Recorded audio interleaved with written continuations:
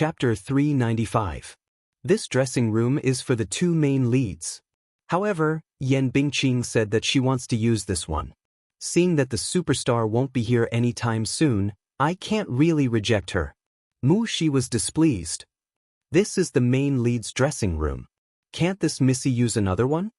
Behind her, Yan Bingqing's arrogant and provocative voice was heard. But, can I use this one? Mu Shi turned to look at her with an ugly expression. She then put on a professional smile. Sis Bingqing, it's not that you can't. It's like this.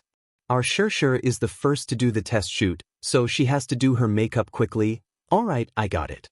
Although she's a newbie, I won't make things difficult for her. Let her share a dressing room with me. Yan Bingqing looked coldly at the mirror and did not look at her at all. She casually said this, yet her tone sounded as if she was doing her a favor. It was as if giving up half of the dressing room to Xianxia was her doing a favor beyond the law. It was as if she had the right to decide who this dressing room belonged to. Mu Shi was so angry that her smiling face stiffened. This dressing room was clearly arranged for Xianxia. Now that she had snatched it away, she was still acting as if she was doing her a favor. How could she be so shameless? She was clearly trying to ostracize her. To put it nicely, Yan Bingqing was a guest star this time. In fact, she was already one of the female leads. One of the investors valued her and wanted to groom her. Alas, Lin Fengtian did not fancy her. She had no acting skills. Although her facial features were naturally beautiful, she had a mature charm and could not portray the innocence of a young girl at all. To sum it up, she looked old. Hence, she was heartlessly kicked out by Lin Fengtian. This Yan Bingqing must have seen that Lin Fengtian had chosen a newcomer. She must have held a grudge and was secretly jealous. However, despite her thoughts, Mu Shi did not dare to talk back to her. She only said in a neutral tone, "Where's the stylist? Hurry up and do your makeup." As soon as he finished speaking, a young woman wearing glasses hurriedly pushed open the door and walked in with a heavy bag in her hand. She was probably the stylist of the crew. She walked in, looked around, and said with a smile, "Sorry, there was a traffic jam on the road, so I came a little late. I'm really sorry. I'm the stylist of the crew. My surname is Ding and my name is Ding Ning." After a pause, she asked, "Who's the lead?" Mu Shi smiled and held Xianxia's hand. "Hello, Ms. Ding. This is the female lead, Xianxia." Ding Ning immediately greeted politely, "Hello, Xianxia." Just as the atmosphere was harmonious, ahem. Yan Bingqing sat in front of the largest dressing table. Seeing that Ding Ning did not notice her immediately, she cleared her throat with a displeased expression. Ding Ning heard the noise and looked in the direction of the sound. When he saw that it was Yan Bingqing, a flash of embarrassment and annoyance passed in his eyes. He immediately smiled and said, "Sister Bingqing, come and do my makeup for me." "Alrighty." Ding Ning immediately carried her bag to Yan Bingqing's seat and opened it. Mu Shi was stunned. Xianxia's eyes darkened slightly, but she remained calm and collected. No trace of anger could be seen on her face. Mu Shi was a little unable to keep her cool. This dressing room was snatched and now the stylist was snatched as well? This was too much. Xianxia was going to be the first. This time, Mu Shi was certain that Yan Bingqing was deliberately making things difficult for her. Lin Fengtian was known for his bad temper. Chapter 396. There was only one stylist in a dressing room. Yan Bingqing was clearly trying to embarrass Xianxia. Mu Shi got Xianxia to go to her seat first and then walked toward Yan Bingqing. "Sister Bingqing, why don't we let Xiao Ding do Xianxia's makeup first?" Yan Bingqing arrogantly rolled her eyes. "Why?" "Because Xianxia is the first to go. If she's not ready by then, Director Lin will lose his temper again." Yan Bingqing sneered and said faintly, "Her makeup is so simple, can't she do it herself?" With that, she turned to give Ding Ning a look. "Don't you think so, Xiao Ding?" Ding Ning was a little embarrassed for a moment. When she saw Yan Bingqing looking at her from the corner of her eye, she trembled and echoed, "Yes, the main lead's makeup is just a simple nude outfit. There's no need for eyeshadow. 2 layers of low gloss and some highlights will do. Sister Bingqing's makeup is more difficult to do, so I'll do her first." She was just an ordinary stylist. How would she dare to offend someone like Yan Bingqing? She was furious. She was about to speak when someone held her shoulder. She turned around in surprise, only to see Xianxia pulling her behind her with a smile. With a decent and elegant smile, she said to Yan Bingqing, "Sister Bingqing, you're my senior. According to the rules, you should go first and I should respect you first." These words were really pleasant to hear. Yan Bingqing's brows relaxed a little. She even thought that this newbie was quite sensible. However, in the next second she heard Xianxia say lightly, "Although I'm a newbie, I'm the female lead in this movie. I'm the first in line for today's test shoot, so Miss Ding should do my makeup first." Yan Bingqing's smile froze. "What did you say?" Ding Ning, who was behind him, was also stunned. Even she was so shocked that they did not dare to breathe loudly. "Sister Bingqing should have heard what I said very clearly. I'm the main character, and you're a supporting character. It's my turn to go first today." Xianxia's tone was light, and her voice was soft. However, she enunciated every word clearly, neither servile nor overbearing. When Yan Bingqing heard this, her chest seemed to explode. She couldn't even breathe properly. She stood up angrily and walked in front of her. "You're saying that I'm a supporting character and you're the main character? So, the county did your makeup? Is there a problem?"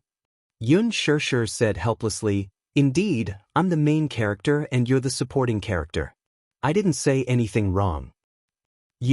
Besides, first of all, Ms. Ding is my stylist. Second of all, this is my dressing room. I've already given you half of it. I'm already showing you respect and giving you face. Still, if you want to snatch the stylist away?" She pursed her lips and pretended to be annoyed. Suddenly she smiled and asked, "Why don't we invite Director Lin over to be the judge and see if Sister Bingqing should be the first to go up? Are you using Director Lin to pressure me?" Yan Bingqing was flustered and exasperated. However, she still had to maintain her composure on the surface as she gritted her teeth and stared at her. Xianxia, however, was not afraid of her murderous glare and said lightly, "Sister Bingqing, your words are interesting. Clearly, you're using your status to ostracize me, right? Yes, I'm a newbie and have just debuted, but I respect you. On the other hand, don't you feel that you're bullying a newbie?" His words were spoken in a casual manner. However, every word was a gem. Chapter 397. Yan Bingqing's lips twitched. After scrutinizing her for a while, she sneered. "Good. Interesting. Xianxia, let's wait and see." With that, she haughtily snorted, picked up her expensive Chanel handbag, and mercilessly bumped into Xianxia's shoulder as she left. For a moment, the atmosphere in the dressing room froze. Ding Ning and Shi, especially, looked at each other with pale faces. Xianxia calmly sat down in front of the dressing mirror and calmly asked, "Ms. Ding, although my makeup is simple, you are a professional after all. My technique is definitely not as good as yours. Still, can you please show some professionalism? Come and do my makeup for me." Shi was dumbfounded. She had previously heard from Qinzhou that Xiaxia's character was somewhat aloof from worldly affairs and that she should take good care of her. How was she aloof from worldly affairs? Still, she liked it. She was a little worried that she would offend Yan Bingqing and bear a grudge against her from now on. However, this was how the entertainment industry was. Open and covert fights and scheming against each other would happen sooner or later. Xiaxia's role as Yin Xiachuan was mostly set during her school days, so her makeup was all about purity and purity. Ding Ning applied a crystal-clear nude makeup on her and applied some pink blush on her cheeks, and the job was done. It was not a huge project, but it still took an hour. Nude makeup sounded simple, but it was the most important thing. A thick layer or a thin layer would not do. The scale was the most difficult to grasp. Still, this was considered fast. Ding Ning was envious. Her foundation is too good and she's too beautiful. She'll definitely be famous if she can appear in Director Lin's film.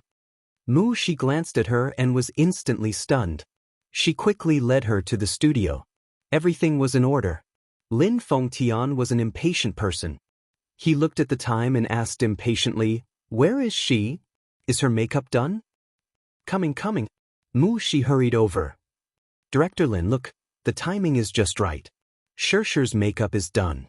When do we start? Where is she? Let me take a look at him first, Lin Fengqian said. As soon as she finished speaking, Xiaxia slowly walked into the studio. At that moment, the entire studio lit up. She was dressed in a simple snow-white dress, slender and elegant. Her ink-colored hair was long enough to reach her waist, like high-quality satin, shiny and beautiful.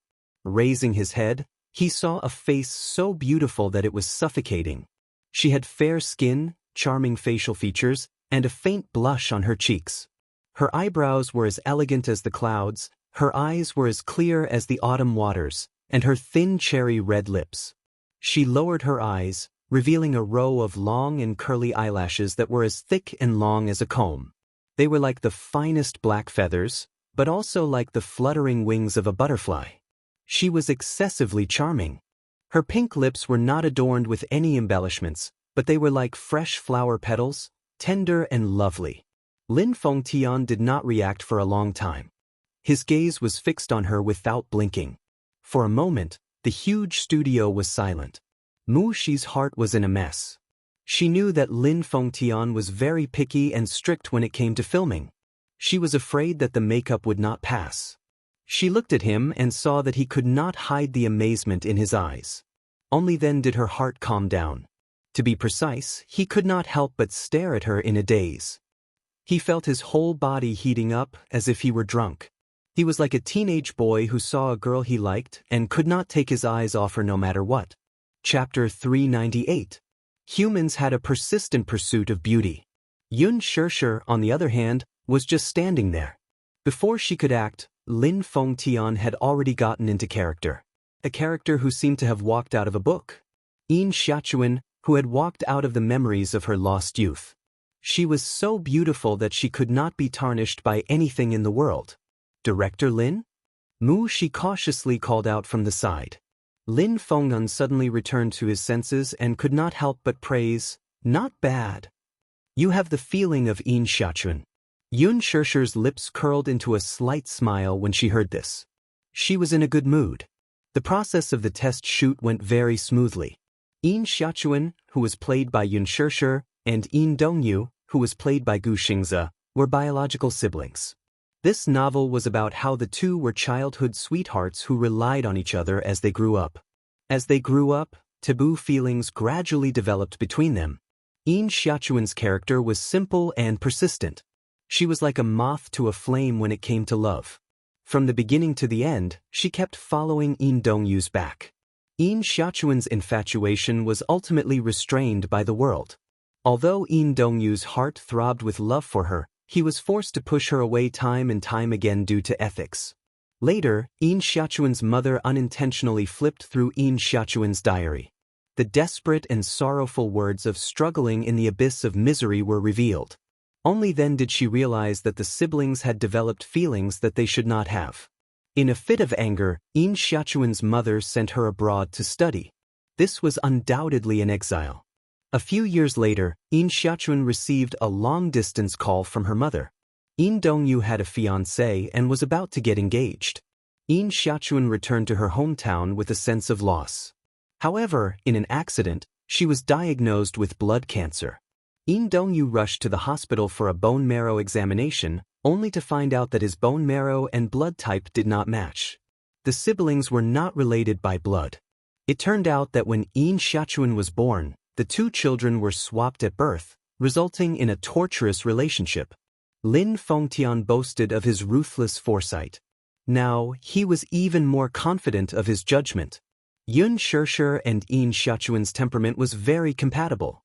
With a slight smile, her pure and flawless aura instantly infected the entire set. Therefore, during the filming, even Lin Fengqian, who was known for his strictness, was full of praise and praise.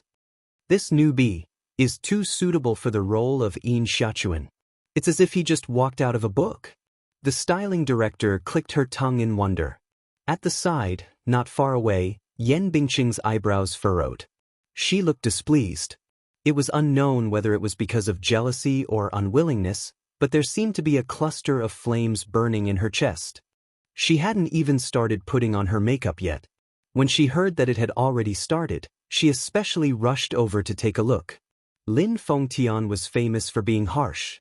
There was not a single actor on his set who did not get scolded. Even if it was a veteran actor, he would not give them any face. She had once appeared in one of Lin Fengtian's movies and was scolded in front of the entire set. She saw how proud Xianxia was just now. She wanted to see how Lin Fengtian would scold this newbie. In the end, to everyone's surprise, Lin Fengtian was very satisfied with this newbie. Yan Bingqing's face was contorted with jealousy. Xianxia was an eyesore to her. She had treated her with such an attitude just now. Hence, Yan Bingqing had formed a grudge with her. Xianxia, there will be plenty of time in the future. In the future, I want to see how capable you are. How dare you offend me? Chapter 399. The weather was clear and there were no clouds in the sky. Today was a good day to go out. Mu Yaja ended the meeting early and returned to the Mu residence.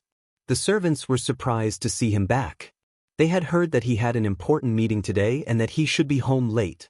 Why was he home so early? In fact, his schedule was full today. However, last night, when he found out that his precious son wanted him to accompany him to the amusement park, he made a decision in his heart even though he did not agree. He planned to celebrate his son's birthday with him properly. Therefore, he arranged a video conference overnight and arranged everything in advance. He arrived at the company early in the morning and ended the meeting early. He managed to squeeze out most of the day. When he rushed home, it was still early. The amusement park opened at 9 o'clock. Mu Yaja thought that today was Children's Day and there would be a lot of people going to the amusement park. He carefully booked 2 VIP tickets. Usually, the amusement park would have VIP tickets. These tickets were usually expensive. Therefore, there were many attractions that could be enjoyed through the VIP channel and there was no need to queue for too long.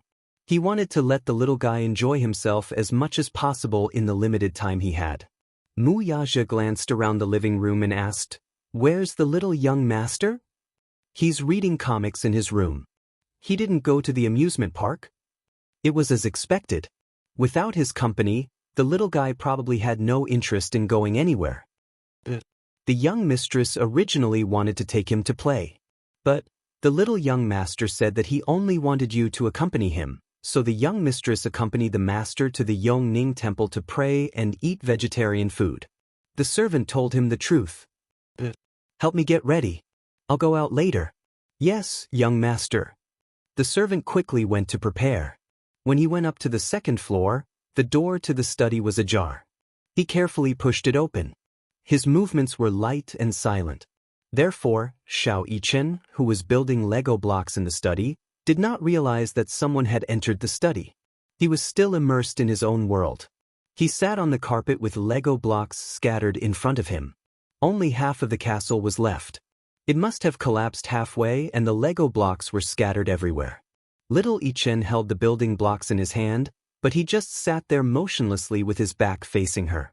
He did not care about the scattered building blocks on the floor and just sat there in a daze. He did not speak or move at all. His back seemed to be in a daze as if his soul had left his body. Mu Yaja stood rooted to the spot and did not move forward. Looking at the little lad's dejected back, he guessed that he was probably feeling sad right now. Children are usually emotional. It's Children's Day, and it's their birthday, but they don't have their parents by their side. Mu Yaja felt a stabbing pain in his heart. If he did not see this scene in front of him, at least in front of him, he would have known that Xiao Yiseken's behavior. What he did not know was that, when he was not around, little Yichen was cold and aloof. He was even expressionless and taciturn when dealing with others. Just like when he was young. He closed himself off in his own world and did not get close to anyone. Mu Yaja slowly walked over. His heart ached. The time he spent with this child was indeed too little. Little Yichen's brows furrowed slightly when he heard footsteps behind him. Chapter 400. At that moment, he was in a bad mood, so it was inevitable that he mistook the person behind him for a servant. His tone was unfriendly. "Don't you knock before entering?" The footsteps didn't stop. How could this servant be so rude? He stood up angrily and turned around. However, When he saw the man who seemed to have descended from the sky, he opened his mouth in disbelief and was speechless for a long time. Dressed in a suit and leather shoes, Mu Yaja stuffed his hands into his pockets. Seeing the shock and disbelief written all over the boy's little face, he could not help laughing. "The door isn't closed, so I came in. Am I disturbing you?" "No." Xiao Yichen rubbed his eyes in a daze. He thought he was dreaming. Didn't he say that he had an important agenda today? Why was he back so early?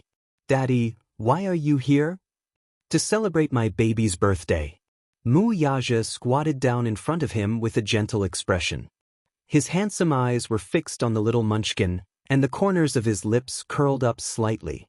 "But didn't you say that you wanted Daddy to accompany you to the amusement park? Do you still want to go?" Seeing that he didn't speak, Mu Yaja reached out and pinched his tender cheeks. "Why aren't you saying anything?" "Yes." Xiao Yichen suddenly cheered. "Daddy is awesome. Did Daddy specially rush back to accompany me?" Mu Yaja pulled him into his arms. "Then let's change before we go, okay?" But Xiao Yichen was so excited that his cheeks were flushed red. This was the biggest surprise that Mu Yaja had given him. The weather in June was like a child's day. It was unpredictable. Yesterday was a cloudy day, but today, the sun was shining brightly.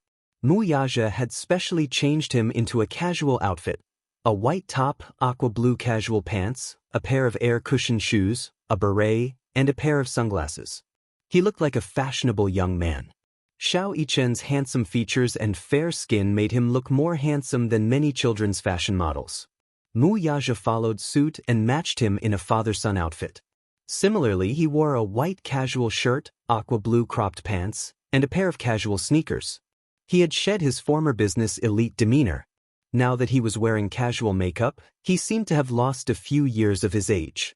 His face was originally young and tender. Even though he was almost 29 years old, in this outfit, he looked like a college student who had just graduated. He was youthful and handsome. When the father and son stood together, they didn't look like father and son, but brothers. Little Yichen eagerly prepared a small school bag. This was his first time going on a trip with his daddy, and it was also his first time going to an amusement park. Thus, in his excitement, he brought over many desserts and snacks. Unfortunately, his school bag was not big enough to fit so many desserts and snacks. Looking at the bulging bag, Xiao Yichen hugged his arms and felt a little distressed. Mu Yaja helplessly took out all the snacks. Xiao Yichen's heart ached when he saw this. He bit his lip as if his heart was bleeding. He loved desserts, so afternoon tea was a must for him. Mu Yaja thought to himself, there are many dessert stalls in the amusement park. It's the same if I buy desserts when I go in. However, it would be inconvenient to go in with a bag full of desserts. Chapter 401. Looking at Xiao Yichen's pitiful face, he did not explain further. When they entered the amusement park, the little guy would be so excited that he might even forget about the dessert. Even if he still missed it, he could just bring him to the dessert station. Even if he did not say anything, this was still a surprise. Thus, he put his wallet, a DV, and a phone charger into his bag. Everything was ready. Just like that, the father and son set off. When they arrived at the amusement park, it was already 11 o'clock. However, the number of people lining up at the entrance did not decrease. On the contrary, because it was Children's Day, there were still 2 long lines at the entrance. Fairy Tale Valley was the most famous amusement park in Beijing. It was jointly founded by Leji Holdings and N.E. Corporation. In the past 2 years, it had gathered a lot of popularity. After the third phase of the project was developed, it attracted many parents to bring their children from afar. It even attracted many foreign children. Thus, Mu Yaja carried Xiao Yichen in one arm and carried his small bag in the other. Under the envious gazes of the crowd, he walked straight through the VIP passage. Oh my God! Look at that man. He's so handsome. Could he be a celebrity? No way. I've never seen such a handsome and stylish man in the entertainment industry. He's even carrying a child. He's a father at such a young age. Oh my God, what a young stay-at-home dad. How is that possible? This handsome guy looks like he's in his early 20s. How can he be a father? It's obvious that the child is his younger brother. If he's really a father, then I'm so envious of this child's mother. The father is handsome and the child is cute. She's a winner in life. Why doesn't he need to line up? Does he have special privileges? You don't know, right? He must have bought a VIP ticket. With a VIP ticket, there was no need to line up. However, the VIP ticket was very expensive, so most people would not choose to buy it. After all, a normal ticket was only 300 yuan and a child ticket was half price. However, a VIP ticket, regardless of whether it was an adult or a child, was 3,000 yuan. Although it was expensive, the advantage of a VIP ticket was that not only did they not need to line up to get in, but all the paid activities in the park were also free. To put it simply, with 3,000 yuan, all the food, drinks, and entertainment in the amusement park would be free. Moreover, there would be a special VIP passage for the amusement park, so there would be no need to line up. For ordinary families, it might not be worth it. She brought her child to play a few games, but she couldn't play that many games. But for Wuxia, it was very worthwhile. The most important thing was that there was no need to wait in line. As soon as they entered the amusement park, Xiao Yichen was extremely excited. At the entrance to Fairy Tale Valley, there were 3 cute mascots, a fountain, a castle, and a parade. Everything was designed to look like a fairy tale world. Stepping in was like stepping into a fantasy world. Xiao Yichen said anxiously, "Daddy, Daddy, I want to come down." But Wuxia put him down, and the little guy ran excitedly towards the parade. "Daddy, take a look at this. It's Snow White." Xiao Yichen pointed at the holy and beautiful princess on the parade in surprise. Wuxia saw that he was so happy, and the corners of his lips curled up. Chapter 402. He didn't like to play in amusement parks. After all, he was an adult and had experience. No matter how dreamy the amusement park was, he would find it dull and boring. Seeing that little Munchkin was happy, he naturally felt happy too. Wuxia brought him to play a few rides. There were many activities in Fairy Tale Valley. Generally speaking, in other children's parks, most of the activities were for children to play. After all, the activities that children could play were limited. However, Fairy Tale Valley was different. Some of the activities that children were prohibited from playing in other children's parks were allowed to play in Fairy Tale Valley even as young as 6 years old. However, the high-altitude rides weren't as high, the express rides weren't as fast, and the safety measures were more carefully designed. At first, Wuxia was worried that the little guy wouldn't be able to adapt to the more exciting rides. Thus, he brought him to try a few of the simpler rides, such as an indoor roller coaster, a 4D action movie, and so on. Throughout the ride, the little guy was overjoyed. His little face was flushed with excitement. At this moment, he could see some of the characteristics that a 6-year-old should have. Carefree, naive, and unaffected. It turned out that the child's cold personality wasn't innate. It was because he lacked companionship. "Daddy, I want to play the Tong Tian Tower." Xiao Yichen pointed at the 30-meter tall tower not far away and suggested excitedly. Just as he said that, a heart-wrenching scream came from the tower. It was very exciting. "It's so tall. Aren't you afraid?" Wuxia frowned. Xiao Yichen looked fearless. He straightened his little body and said, "I'm not afraid. Daddy is here. Daddy will protect me." "Okay, let's go." After saying that, he held little Munchkin's hand and walked towards the Tong Tian Tower. However, a surprised voice came from behind. "Brother Mu?" Wuxia turned around and saw a young woman holding a hydrogen balloon in her left hand and a 5-year-old girl in her right hand. She was walking towards him in surprise. The woman was pretty and slim. She looked to be in her early 20s. She had exquisite makeup on and was dressed very fashionably. If a discerning person's eyes were sharp enough, they would definitely be able to tell that the bag she was carrying on her shoulder was not cheap. The woman walked up to Wuxia with a gentle smile on her face. "Brother Mu, what a coincidence. Why you here?" Wuxia was surprised to see her. "Enya?" Xiao Yichen was feeling happy, but when he turned around and saw who it was, the happiness on his face quickly disappeared. How could it be them? The woman's name was Xianxia, and the little girl she was holding was her younger sister, Xianxia. Wuxia had special feelings for Xianxia and doted on her in many ways. It was not because of anything else but because Xianxia's mother was Jiang Qimeng. Jiang Qimeng was Jiang Yishan's younger sister, Song Jinggua's wife, and the madam of the Song family. The Song family was one of the most prestigious families in the capital.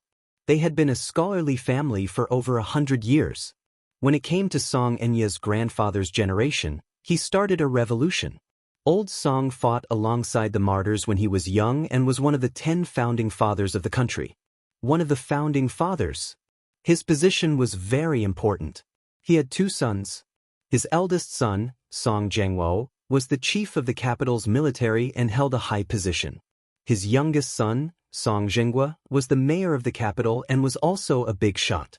Chapter 403. The Song family had many talents, especially Old Master Song, who was revered by many. Jiang Qimeng and Song Jingguo had a son and 2 daughters. The eldest son, Song Yunxi, was also a young and talented man. Although he was still young, he was already a lieutenant in the capital's military district. Therefore, Xianxia and Song Yunxi were Wuxia's cousins. The reason why he took good care of his cousin was that Xianxia's facial features resembled Jiang Yishan's. They were very similar, especially in terms of their charm. There were a few times when he vaguely saw his mother in her younger days. After his mother passed away, little Enya stayed by his side day and night. Out of his longing for his mother, Xianxia was more like a spiritual sustenance to him. Xianxia smiled faintly as if she did not see Xiao Yichen standing at the side with a cold expression. She lowered her head and said to Song "Enshi, why aren't you greeting Uncle Mu?" "Uncle Mu." Xianxia called out sweetly. Her childish voice was full of delicateness. She did not care that Wuxia was holding Xiao Yichen's hand at the moment. She shook off Xianxia's hand and bounced in front of Wuxia, spreading her arms wide open and acting coquettishly. Uncle Mu, and she wants a hug. And she wants a hug." Xiao Yichen was obviously unhappy when he heard this. He secretly hated the Song sisters. Of all times, they appeared out of nowhere. Song and she, especially, wanted to snatch his daddy's embrace. Unforgivable. Just as he was cursing in his heart, Wuxia suddenly let go of his hand. Xiao Yichen nervously reached out to grab the man's hand, only to see him bend over slightly and lift Song and she up. Song and she nestled in Wuxia's embrace. The blissful expression on her face was as sweet as honey. She let out a bell-like laughter and was overjoyed. "And she loves Uncle Mu the most." As she spoke, in Wuxia's blind spot, she made a provocative face at Xiao Yichen, who looked annoyed. Xiao Yichen's face twisted even more. What was this? This was clearly a show of strength. What, are you very proud of yourself? Was it that great? Was he so proud of seizing his daddy's favor? Song and she was the person Xiao Yichen hated the most. Not because of anything else, but because this little girl was very annoying. When she was 4 years old, Xianxia brought Song and she to the Muse as a guest. Like many naughty children, Song and she caused trouble everywhere, perhaps due to her young and insensible age. How did the Song family educate their children? They must have spoiled them too much. Not only did they break Xiao Yichen's toys, they even broke an antique vase in the Mu residence. In the end, they even blamed it on Xiao Yichen. Xiao Yichen felt so wrong that he had no one to complain to. In the end, what else could he do? Even though the Muse knew that Song and she was talking, they could not expose her openly. After all, the Songs were a scholarly family in the capital, and Old Master Song was one of the founding fathers of the country. They had to maintain a smooth surface.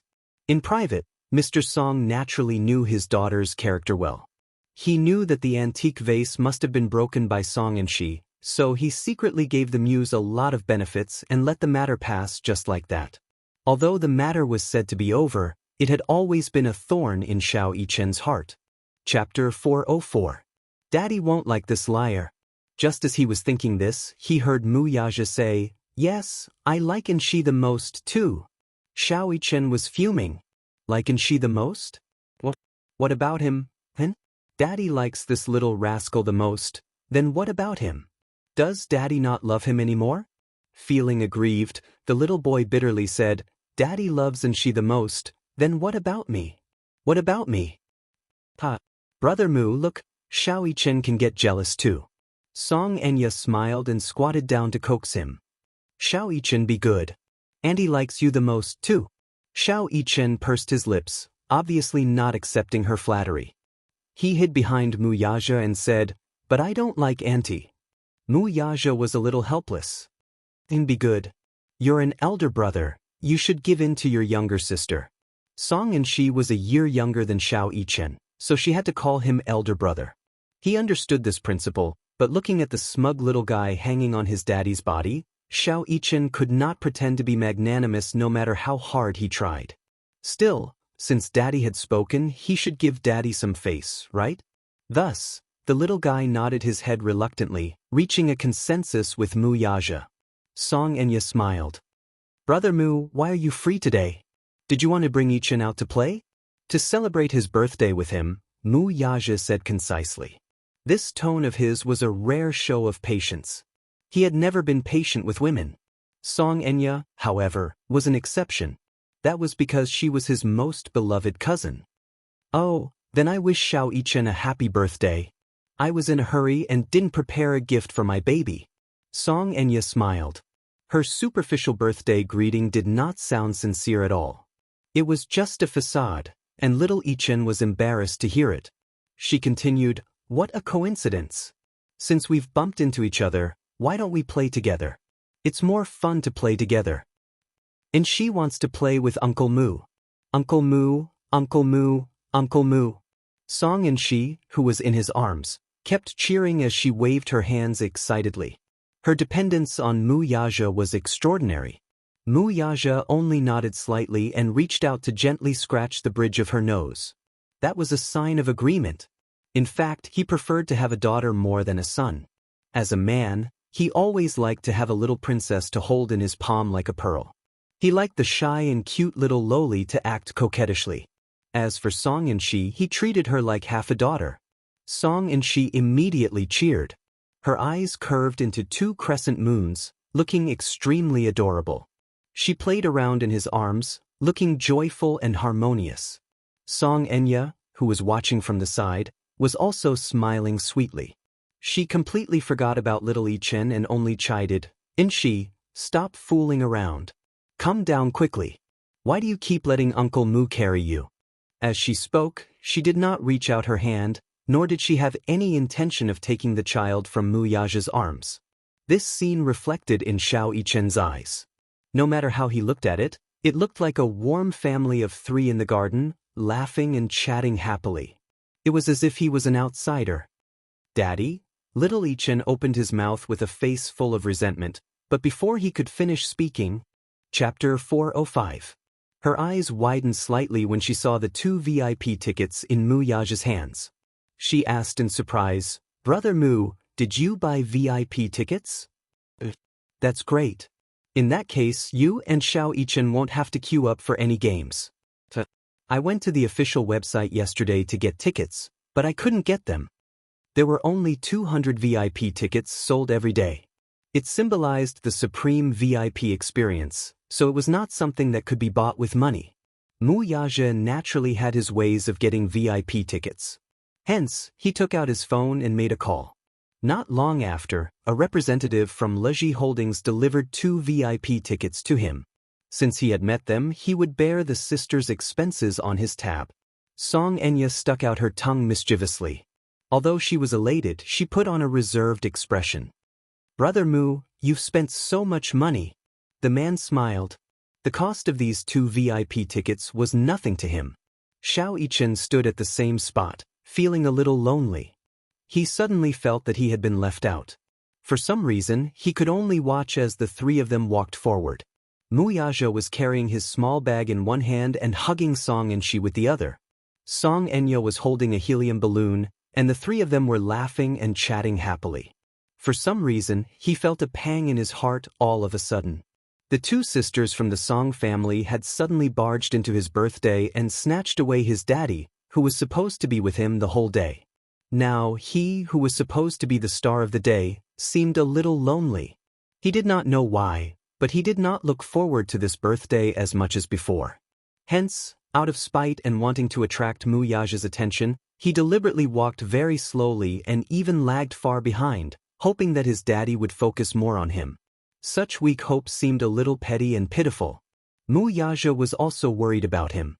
Seeing him walking very slowly and looking around, he called out to him from time to time, "Xiao Yichen, follow closely. There are a lot of people here, don't get lost." When Xiao Yichen heard this, he felt even more frustrated. Stupid daddy, did he purposely walk so slowly just to wait for him to say that?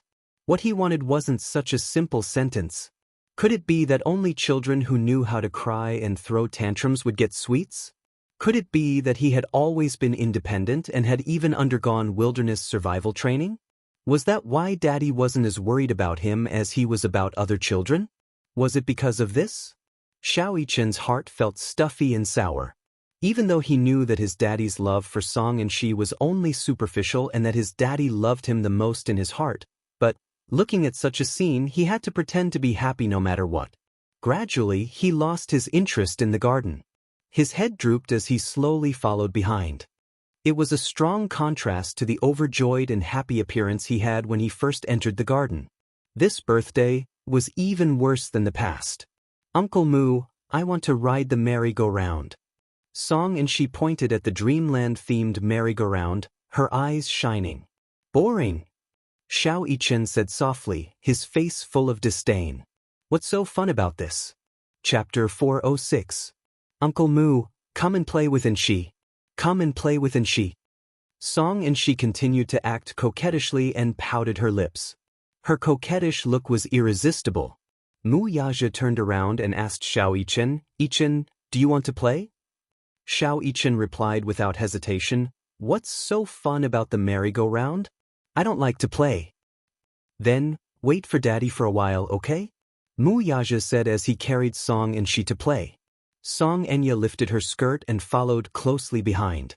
The little lad snorted and leaned against the railing as he watched the three of them get on the merry-go-round. It felt as if he belonged to two different worlds. Daddy, on the other hand, was no longer in his world. Little girls liked romantic and dreamy things. Fairy Tale Valley's merry-go-round suited Song and Shi's taste. Sitting on the merry-go-round, she felt as if she was in a beautiful dreamland. When the merry-go-round ended and they walked out, Song and Shi still seemed unsatisfied and kept clamoring for another round. Unable to persuade her, Xianxia could only look expectantly at Mu Yaja. The latter clearly did not want to ride the merry-go-round a second time. A big man who was 1.9 meters tall sat on the merry-go-round with nowhere to put his long legs, so he could only sit sideways with the child in his arms. As the merry-go-round turned, many pairs of eyes focused on him, making him feel very uncomfortable. He did not like this feeling. Thus he said, "You play with her. I'll accompany Xiao Yichen to take a look." Xianxia knew how to read people's expressions. She knew that although Mu Yaja had always indulged her and her sister, there was a limit to his patience. Thus, she did not insist on it and carried Song and Shi away. Song and Shi stared at Mu Yaja with wide eyes and pouted. She felt a little wronged and disappointed, but she did not cry or make a fuss. Mu Yaja walked toward little Yichen, only to see the little lad leaning against the railing with a forlorn expression. He seemed to be in low spirits.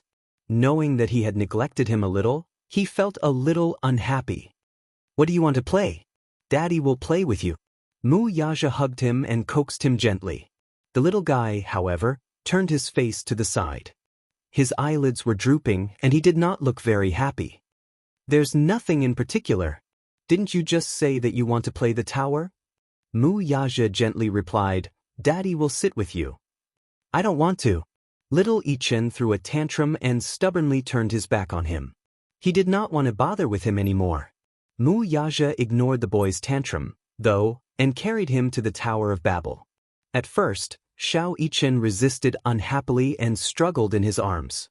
However, no matter how much he struggled, he was nothing more than a little kitten throwing a tantrum to Mu Yaja. Children were always easy to coax.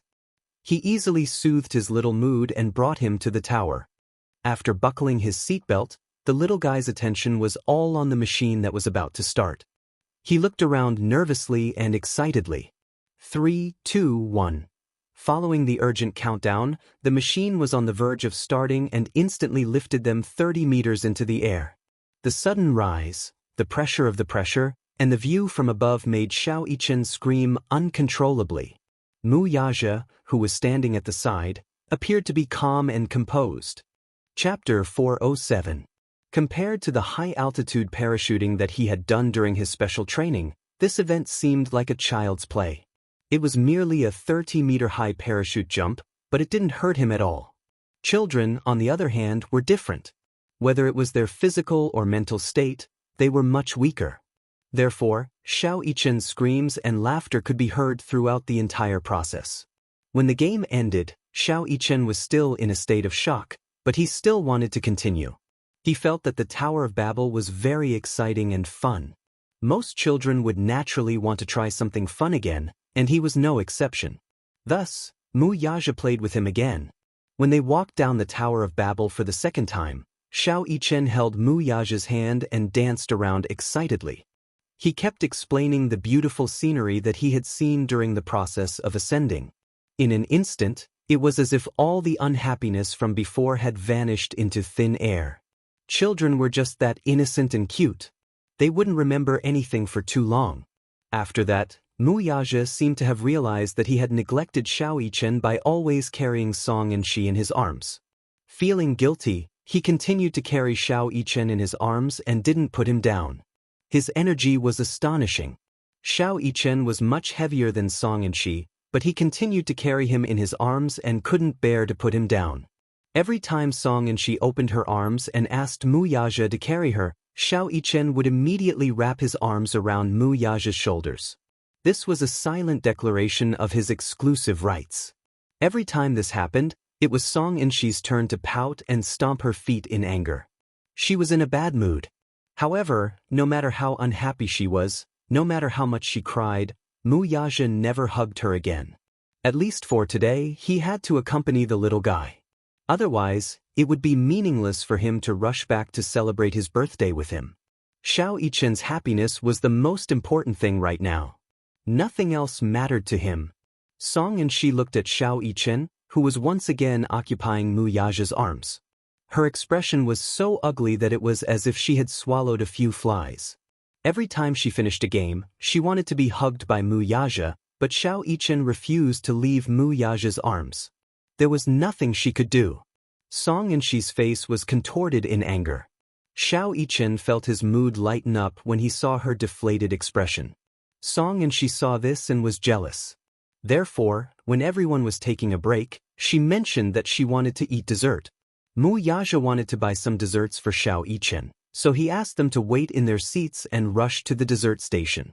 Xianxia gave a few more words of advice before following closely behind. Only the two little lads were left on the other side. Xianxia was bored, so he took out his favorite toy and fiddled with it. Xianxia also wanted it when she saw it, so she reached out to snatch it. Xianxia nimbly dodged her little paw and said unhappily, "Didn't your mommy teach you manners? How can you casually take other people's things?" Xianxia snorted.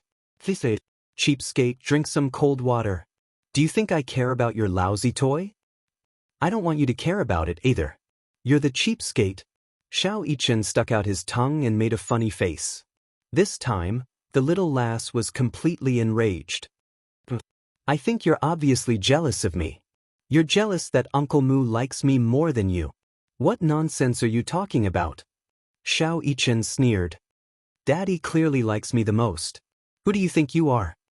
Chapter 408. With her hands on her hips, Xianxia pointed at him and announced the truth arrogantly. Xianxia was a little angry. He was supposed to be confident, but when he thought of his daddy's doting gaze when he hugged Xianxia, he felt a stab in his heart. Indeed, he felt a little uncomfortable. Even the little one's tone was not firm enough. "You're spouting nonsense." "How am I spouting nonsense? Didn't you see it just now? Uncle Mu likes me a lot. Don't you dare deny it." Xianxia was spoiled rotten at home, so her words were unforgiving and aggressive. Xianxia said angrily, Who do you think you are? You're a member of the Song family, an outsider. How can Daddy like you? I'm the one Daddy likes the most. That's me. Look at the birthday present he gave me yesterday. It's very cool, isn't it? As he spoke, he flashed his smartwatch at her. His good-looking eyebrows raised proudly. This was considered a show-off. Song Inshi's attention was immediately drawn to the watch on his wrist. She had never seen such a novel thing before, so she leaned over to take a look. Xiao Yichen pushed her head to the side with a look of disgust. Don't come over. Go away. Why did you push me? Song Inshi was a little angry. She clenched her little fists and yelled at him. Because you're ugly. You ugly freak. Xiao Yichen sneered with his poisonous tongue. He did not expect that this sentence would completely enrage Song Inshi. He actually called her an ugly freak. Although the little girl was only 5 years old, she still had a heart for beauty. Song Inshi had been the apple of the Song family's eye since she was born. She had always been held in the palm of their hands, afraid that she would break or melt in the mouth. She had been doted on since she was young. Everyone's praise for her was nothing more than beautiful, cute, obedient, sweet, and so on. Therefore, she had always thought that she was cute and pretty. However, Xiao Yichen's sudden appearance of an ugly person inevitably angered her. In a fit of anger, Song Inshi pounced on Xiao Yichen and bit his wrist with all her might. It was as if she wanted to bite off a piece of flesh from his arm. Xiao Yichen did not expect her to bite him. In the midst of the pain, his subconscious reaction was to push her away forcefully. But one had to know that he was different from other children. How much strength could other boys his age have? He was a child who had gone through hellish training in the special training camp. Although his strength was not great, he could still easily lift the Barrett M99. Song Inshi was caught off guard by this push. She staggered a few steps back and tripped over her own feet. Then, she fell on her face in a sorry state. Xiao Yichen hurriedly looked at his arm where she had bitten him. There were 2 rows of deep bite marks. There was no blood, but they were very deep. It was obvious that she had bitten him hard. He furrowed his brows in anger. When he raised his head, he saw Song Inshi hugging her head and not moving at all. After a brief moment of silence, Song Inshi sat on the ground and hugged the back of her head. She opened her mouth and let out an earth-shattering wail. It was unknown where the tears came from or if it was really that painful, but Song Inshi broke down. Big drops of tears fell from her eyes like pearls from a broken necklace. Chapter 409. Xiao Yichen was bewildered by the sudden turn of events. He did not do it on purpose, nor did he use much force.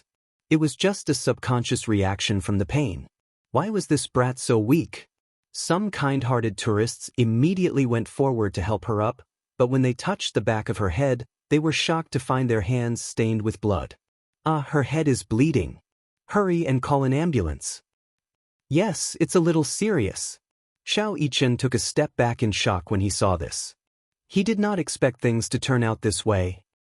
He did not use much force, and he did not do it on purpose. He remembered that he had controlled his strength. Coincidentally, Wuxia and Song Enya were returning from buying desserts when they heard the girl's childish and hoarse cries from afar. Song Enya's heart skipped a beat and she immediately rushed over. She saw Song Inshi sitting on the ground, crying her heart out. A few tourists around her tried to comfort her, but to no avail.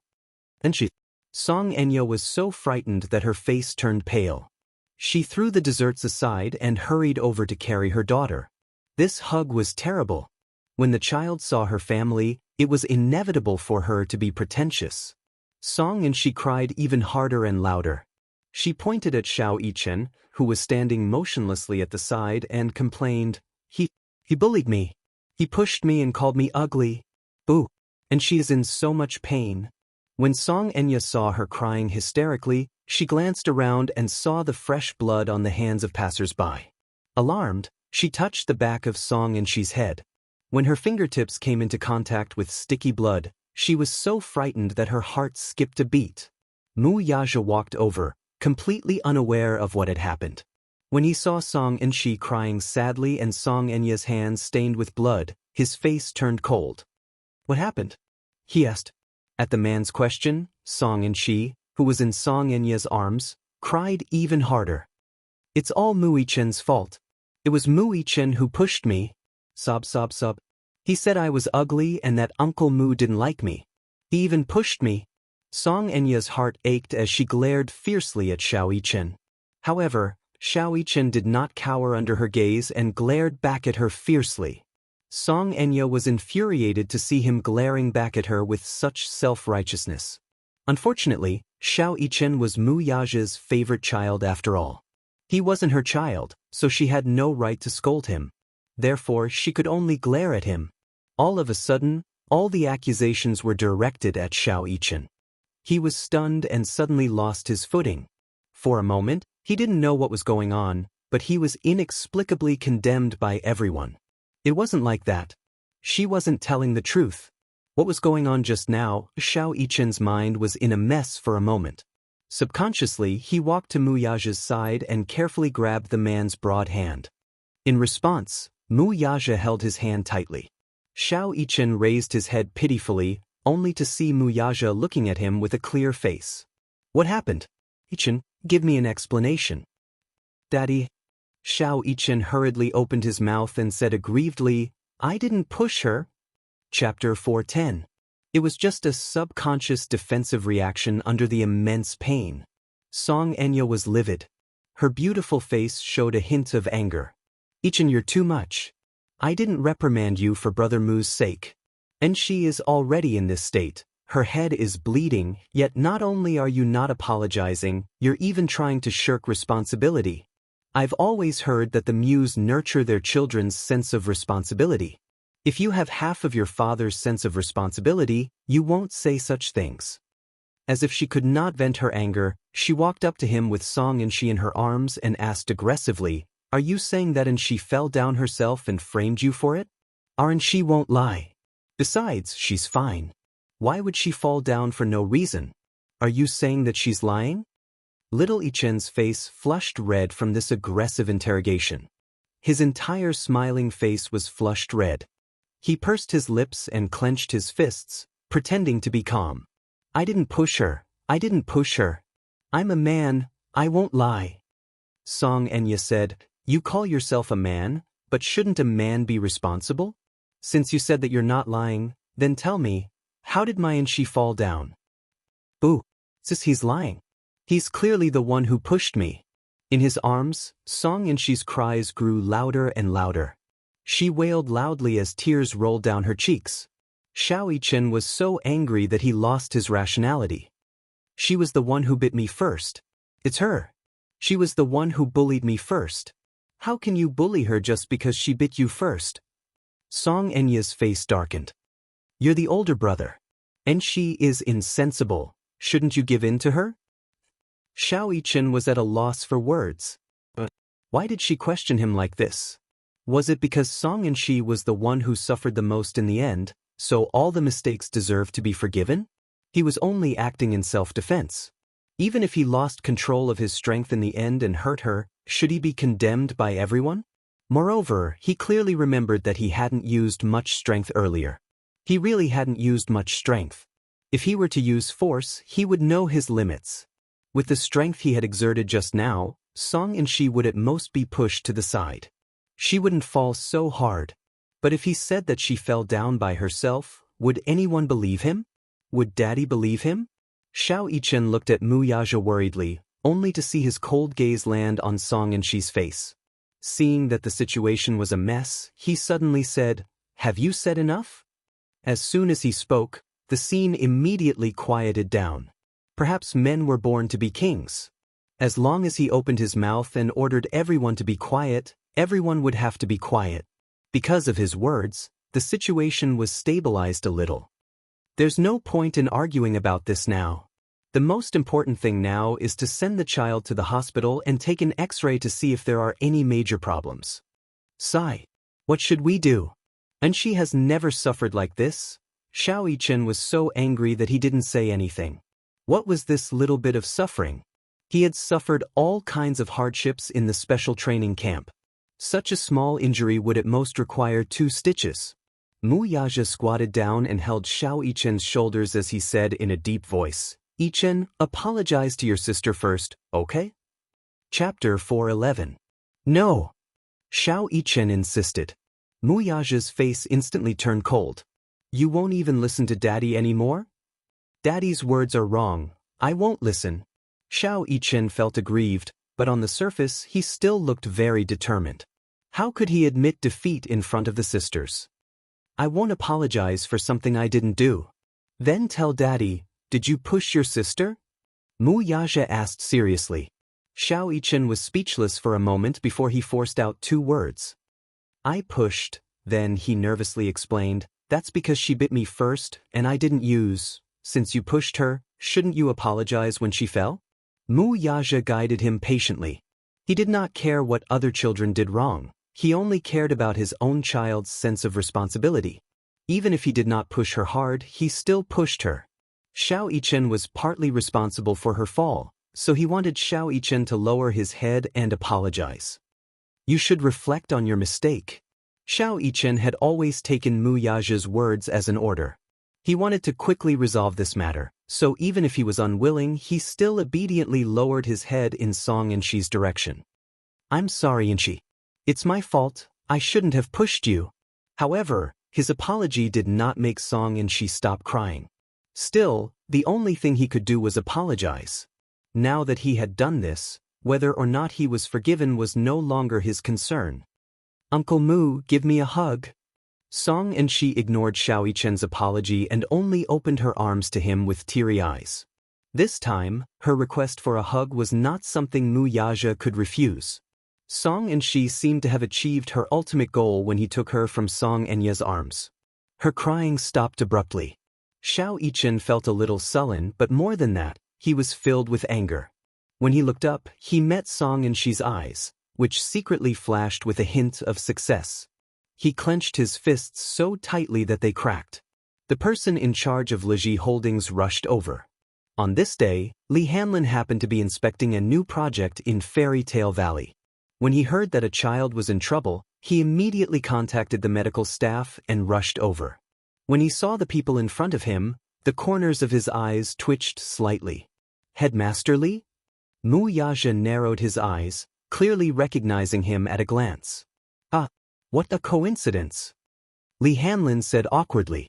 Hello, Chairman Mu. The medical staff came over with a stretcher. They wanted to take Xianxia from Mu Yaja's arms, but little Xianxia refused to let go. She insisted that Mu Yaja carry her, so they had no choice but to compromise. Uncle Mu, will you accompany me? Okay, be good. Uncle Mu will accompany you. Okay. With Uncle Mu by my side, I'm not afraid of anything. Xianxia sobbed, looking very pitiful. Xiao Yichen stood alone on the spot until he saw Mu Yaja carrying Xianxia into the ambulance. In a moment of panic, he hurriedly asked, Daddy, aren't you going to celebrate my birthday with me? Let's get in the car together. We'll accompany Xianxia to the hospital first. But today is my birthday. Xiao Yichen argued with a forced smile. Mu Yaja's eyes turned cold, and his voice deepened. I'll accompany you to play next time. Let's forget about today. Forget it? How could he forget it? Xiao Yichen stubbornly refused to budge and stammered, I don't want to. Chapter 412. What? I said I don't want to. I don't want to next time. I only want today. I want today. Daddy, play with me. Xiao Yichen vented all the grievances and bitterness in his heart. He rarely cried, but when he blurted out these words, his eyes couldn't help but moisten. What next time? Was there really going to be a next time? But why? It was his birthday today. He had been looking forward to it. It was rare that his daddy was willing to play with him. Yichen, don't be so willful. I want to stay and play. I don't want to accompany her to the hospital. I don't want to. Xiao Yichen pouted. His willfulness provoked Mu Yaja's displeasure, so he coldly said, Then play by yourself. Anyway, he had already informed the person in charge of Fairy Tale Valley beforehand. Even if he wasn't around, there would be someone to accompany the little guy. If he wanted to play, then he would let him play to his heart's content in the amusement park. With a bang, the car door slammed shut. The ambulance screeched away. Xiao Yichen stood rooted to the ground, dumbfounded. Even after the ambulance had left for a long time, he still couldn't react. Did his daddy abandon him? Did he not want him anymore? He seemed to have been a little willful just now. But was he going to leave him alone to punish him? But what did he do wrong? Why did he have to punish him like this? It was obvious that Xianxia had played some tricks to snatch his daddy away from him. He should have obediently gotten into the car and shouldn't have been so willful to say that he wanted to stay and play. However, he was holding back his anger and was unwilling to compromise. It wasn't because he was obsessed with his birthday, but because he felt wronged. Why was everything he had been looking forward to being destroyed so easily? He clearly didn't do anything wrong and had a clear conscience, but his daddy didn't believe him. What could he do? Xianxia hung his head low, and his mouth twitched uncontrollably. He wanted to cry, but he, who had never shed tears, held it in. As if in a fit of pique, he fiercely wiped away the tears at the corner of his eyes with the back of his hand. When he looked up, his expression was still cold and silent. "Leave all of you. Let's go, let's all go."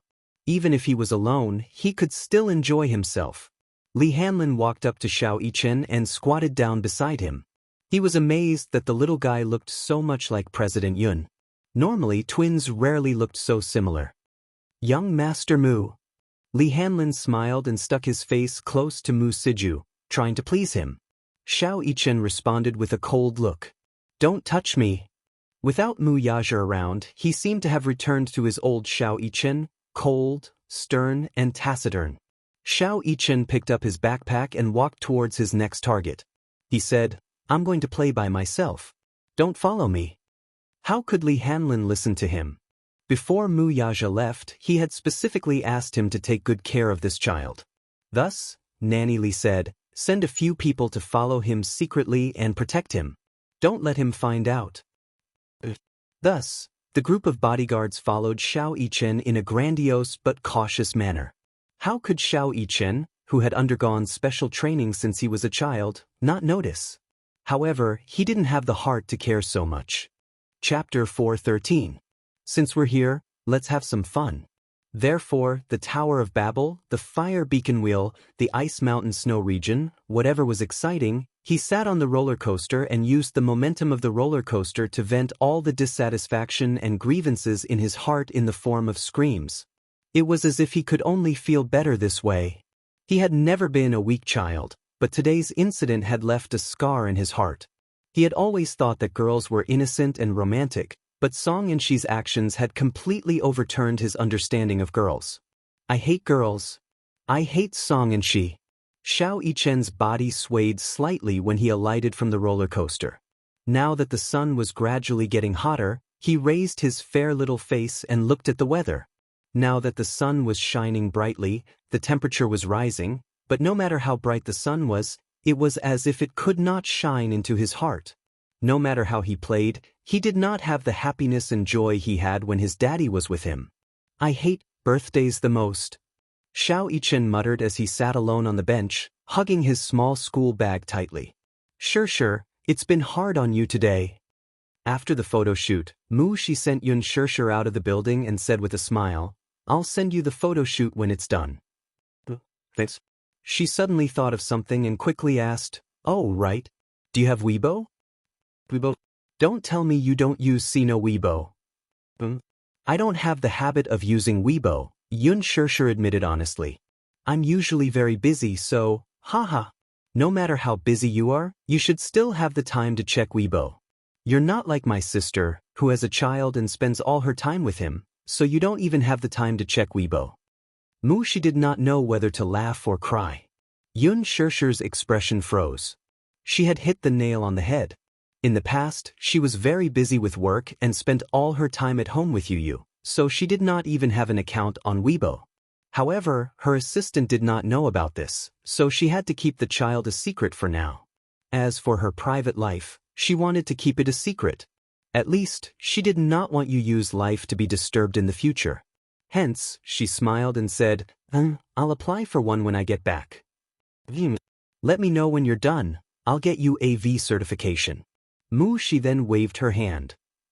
"Wait for my notice." When Yun Sure hurried home, Yun Tianyu was already eagerly waiting for her in the living room. When he saw her return, his little face seemed to glow with brilliance in an instant. Initially, he thought that his mommy would be very busy, and he did not know if she would be able to keep their promise. Hence, he did not have high hopes for her. Therefore, as he sat on the sofa and read the financial newspaper, Yu did not have much hope. However, when he saw that Yun Shishir had returned earlier than the agreed time, his usually calm heart actually trembled a little with excitement. "Mommy!" Yu's face seemed to be covered by a layer of sunshine as he ran 2 rounds around his mother and threw himself into her embrace. "Mommy, Yu, I love you." "Good boy. You must have waited for a long time." Yun Shishir's unhappiness seemed to have dissipated at the sight of him. Chapter 4:14. This baby had such an ability. When she saw his smiling face, it was as if it could drive away all the gloominess. It was very healing. No. Mommy came back very early." As he spoke, Yu pulled Yun Shishir into the room. He took out 2 sets of casual clothes and said, "Mommy, let's change into this. It's a mother and son outfit." The mother and son outfits were pink-blue in color. They had the same design, but the sizes were different. It was a mother and son outfit from Leji Holdings. This outfit was designed by Yu himself. There was a heartwarming drawing of a father, a mother, and a cute child in the middle. This unique and childish drawing was very popular. He had wanted to draw this drawing for his mommy, but he felt that his drawing was not good enough. Hence, he had been hiding it and did not dare to take it out for fear that his mommy would not like it. One time, he had a whimsical idea and decided to use this drawing on the outfit. He did not expect it to be very popular. "This outfit is, oh, Grandpa bought it." Yu said, "I was shopping with Grandpa yesterday. I saw this mother and son outfit and thought it was very interesting. Yes. The drawing on this outfit is very nice. It's very childlike." Yun Shishir said with a smile. "Really?" Yu blushed shyly. Mommy said that the drawing was nice, which meant that she liked his drawing. Yu covered his mouth and laughed secretly. He raised his eyebrows proudly. Because of Yun Shishir's praise, he felt sweet and happy in his heart. Yun Shishir changed into the outfit and then helped Yu change into the outfit. Yun Shishir liked to use her brain when it came to children's outfits. Yu was also very cute. Hence, whenever she brought him out, he would always attract a lot of attention. He attracted a lot of attention. She tied a British-style scarf around his neck, paired it with a pair of British flag-design sneakers, and put on a pair of sunglasses. The little guy instantly transformed into a handsome and adorable model from a children's fashion magazine. The temperature today was a little high, so she didn't forget to put a hat on him. She turned his shoulders and looked at him from head to toe. Yun Shishir immediately pretended to be a fangirl and said, "Little brother Tianyu is so handsome." Yu was amused by Yun Shishir's exaggerated praise. Her face was a little shy, but more than that, she couldn't hide her joy. "Mommy, stop fooling around." The mother and son stood in front of the mirror to compare their looks, and they were overjoyed. Everything was ready, let's go. The mother and son got into a taxi and headed to their destination. Along the way, the sun was shining brightly outside the window. Yun Tianyu leaned against Yun Shishir with a look of contentment. His head rested on her arm as he looked at the greenery flashing by outside the window. The scattered and mottled sunlight of early summer seemed to be cut into pieces. It filled his eyes with distinct black and white colors like beautiful stars. "Mommy, Yu raised his head with a rare innocence in his eyes. "How good would it be if I never grew up?" Yun Shishir asked curiously, "Why do you say that?" "That way, I can always stick to Mommy." As Yu spoke, he slowly added, "I'll never grow up and you'll never grow old. We'll always be like this. How good would that be?" His tone was very serious when he said this. Yun Shishir was a little amused by his serious expression, but she saw him frown suddenly. "That won't do though." Chapter 4:15. Yu can only protect you and not let anyone bully you when you grow up. Yu hugged Yun Shishir's arm and sweetly said, "No matter what, Yu will protect Mommy until we're old. No matter who bullies Mommy, Yu won't allow it. Mommy, If anyone bullies you in the future, you must tell Yu. Yu will bully them back for you. Xianxia happily smiled and nodded, but she did not take his words to heart. She took it as a child's babble.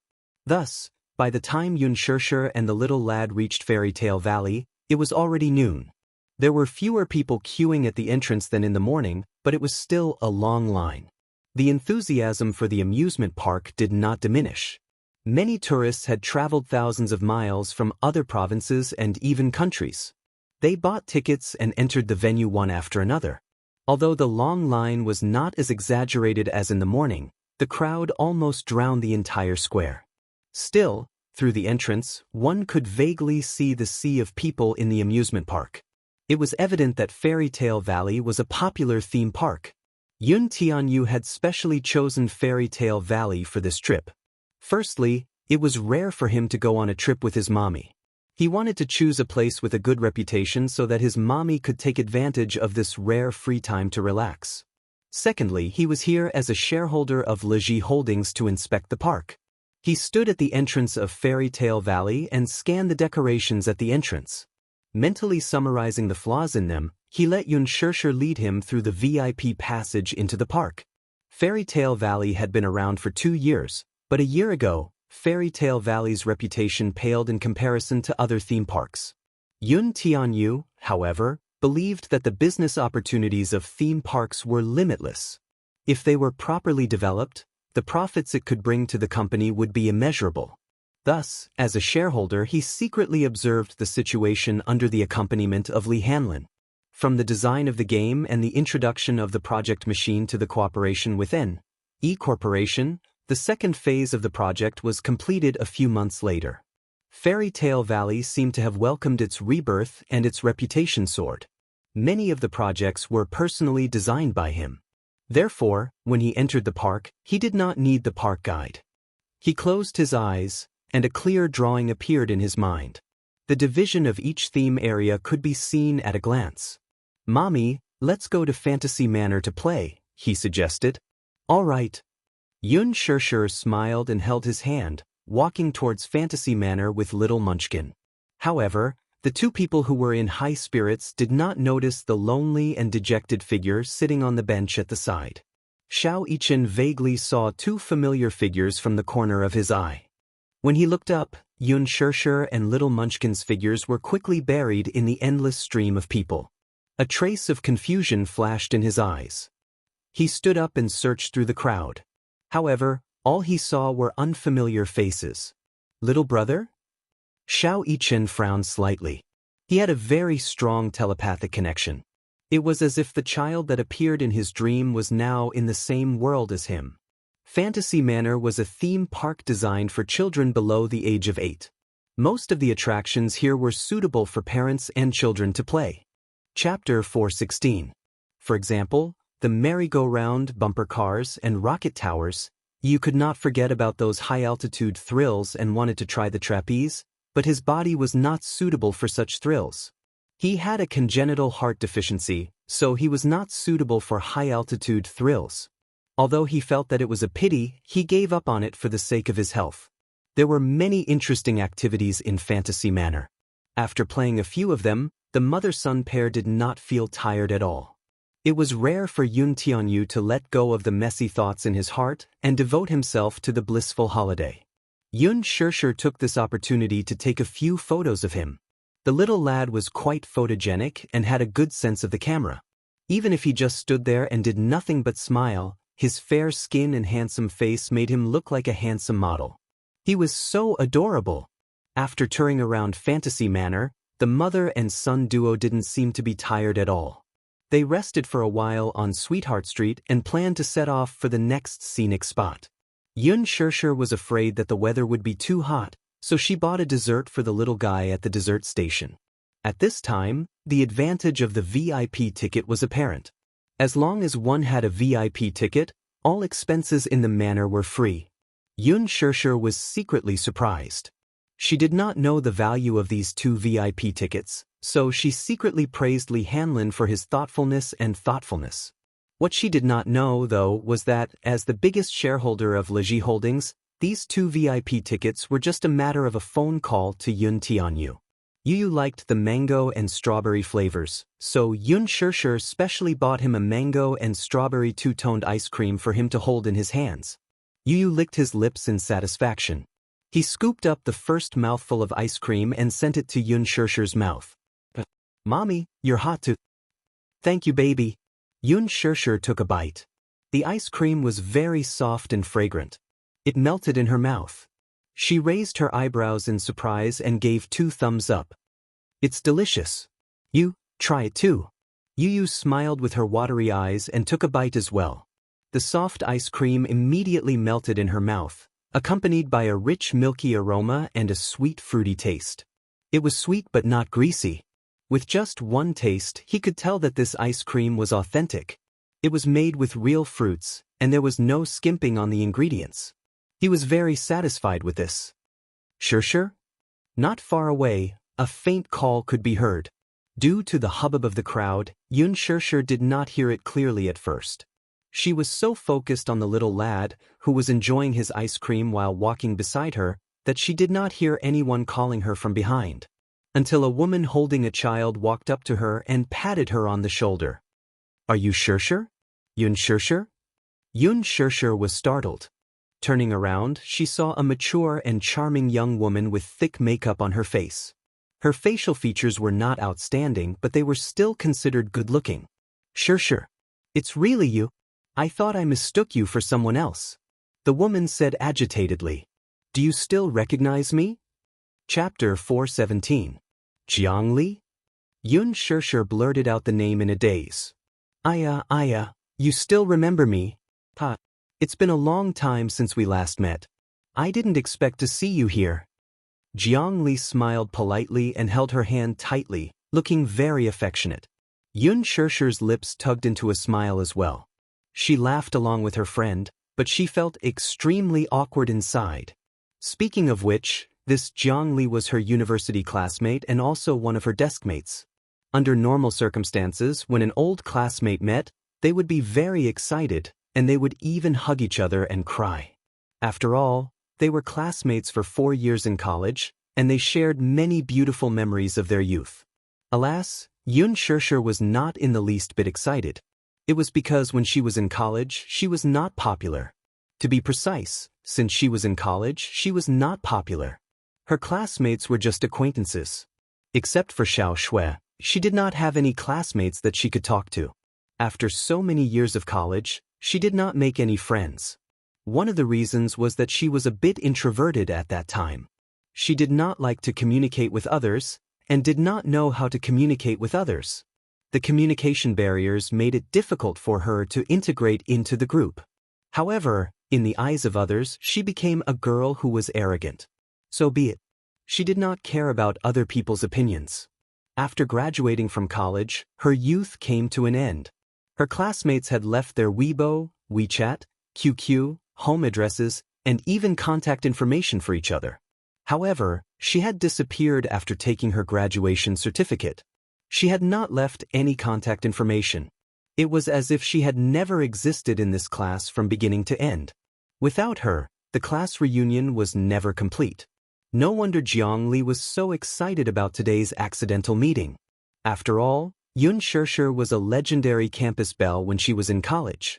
She was born beautiful, had a beautiful appearance, dropped out of college, and had an illegitimate child. The rumors about her were too mysterious.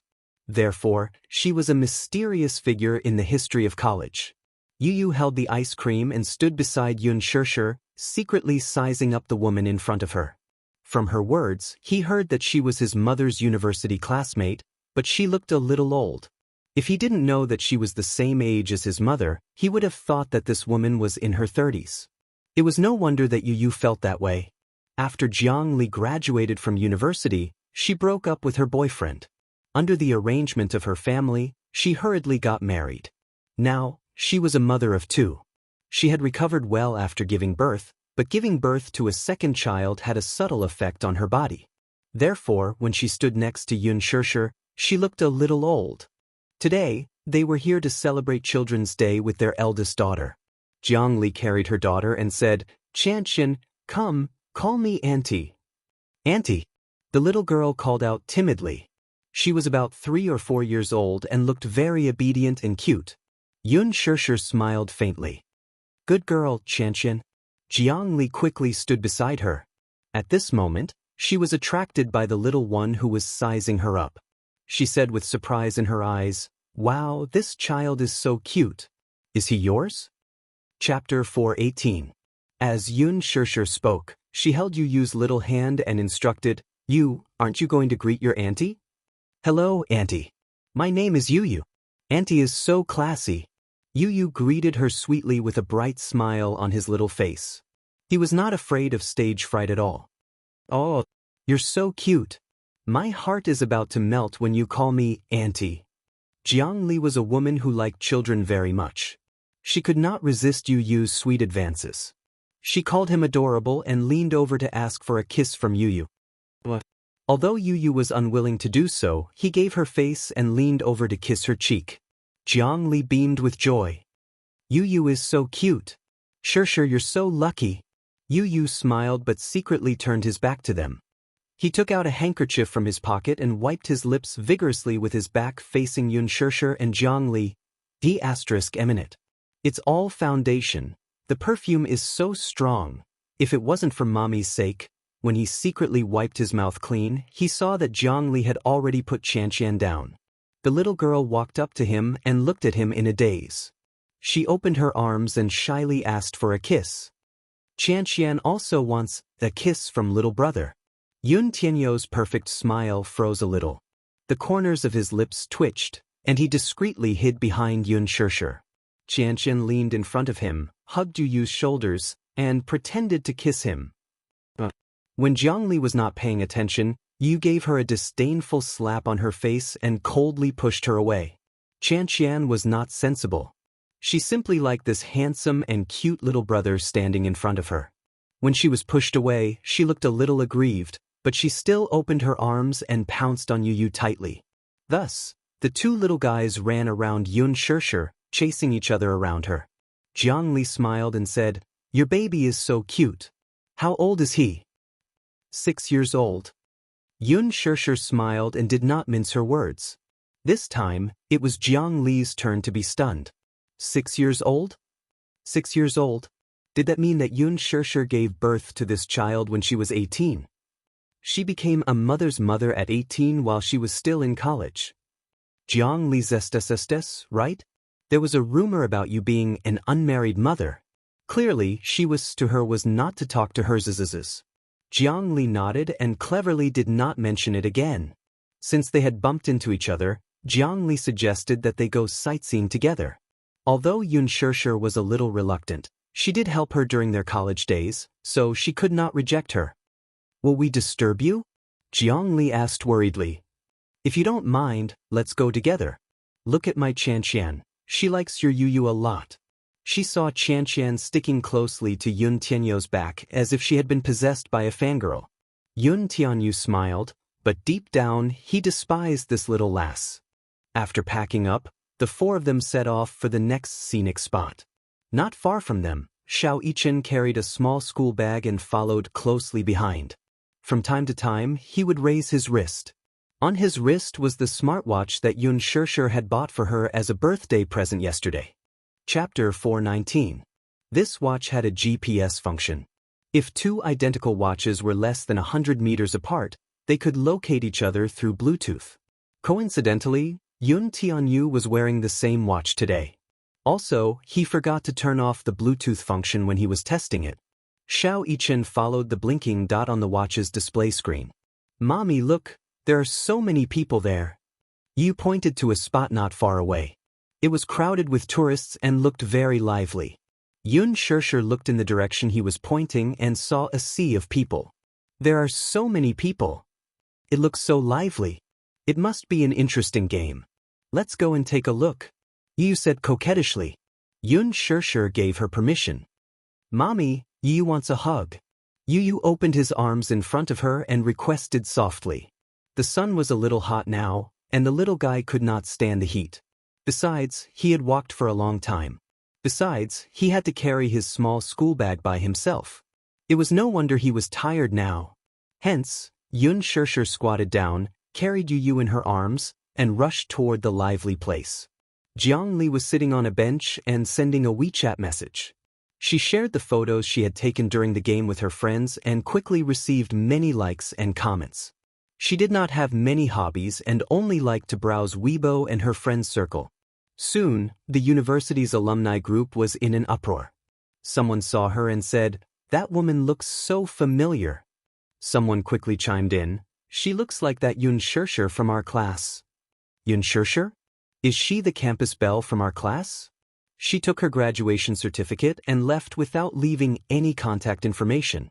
She just disappeared without a trace. We haven't heard from her for 6 years. For the past 6 years, Yun Shirshir's class would organize an annual class reunion. However, because no one had any news about Yun Shirshir, the reunion was never a success. The class leader felt very regretful about this. "Jiang Li, are you with her? Tell us, is that person Yun Shirshir?" Jiang Li hugged her phone and quickly replied, "Yes, yes. Today, we met by chance in Fairy Tale Valley. I was the first to recognize her. It's been a long time since we last met, but she still remembers my name.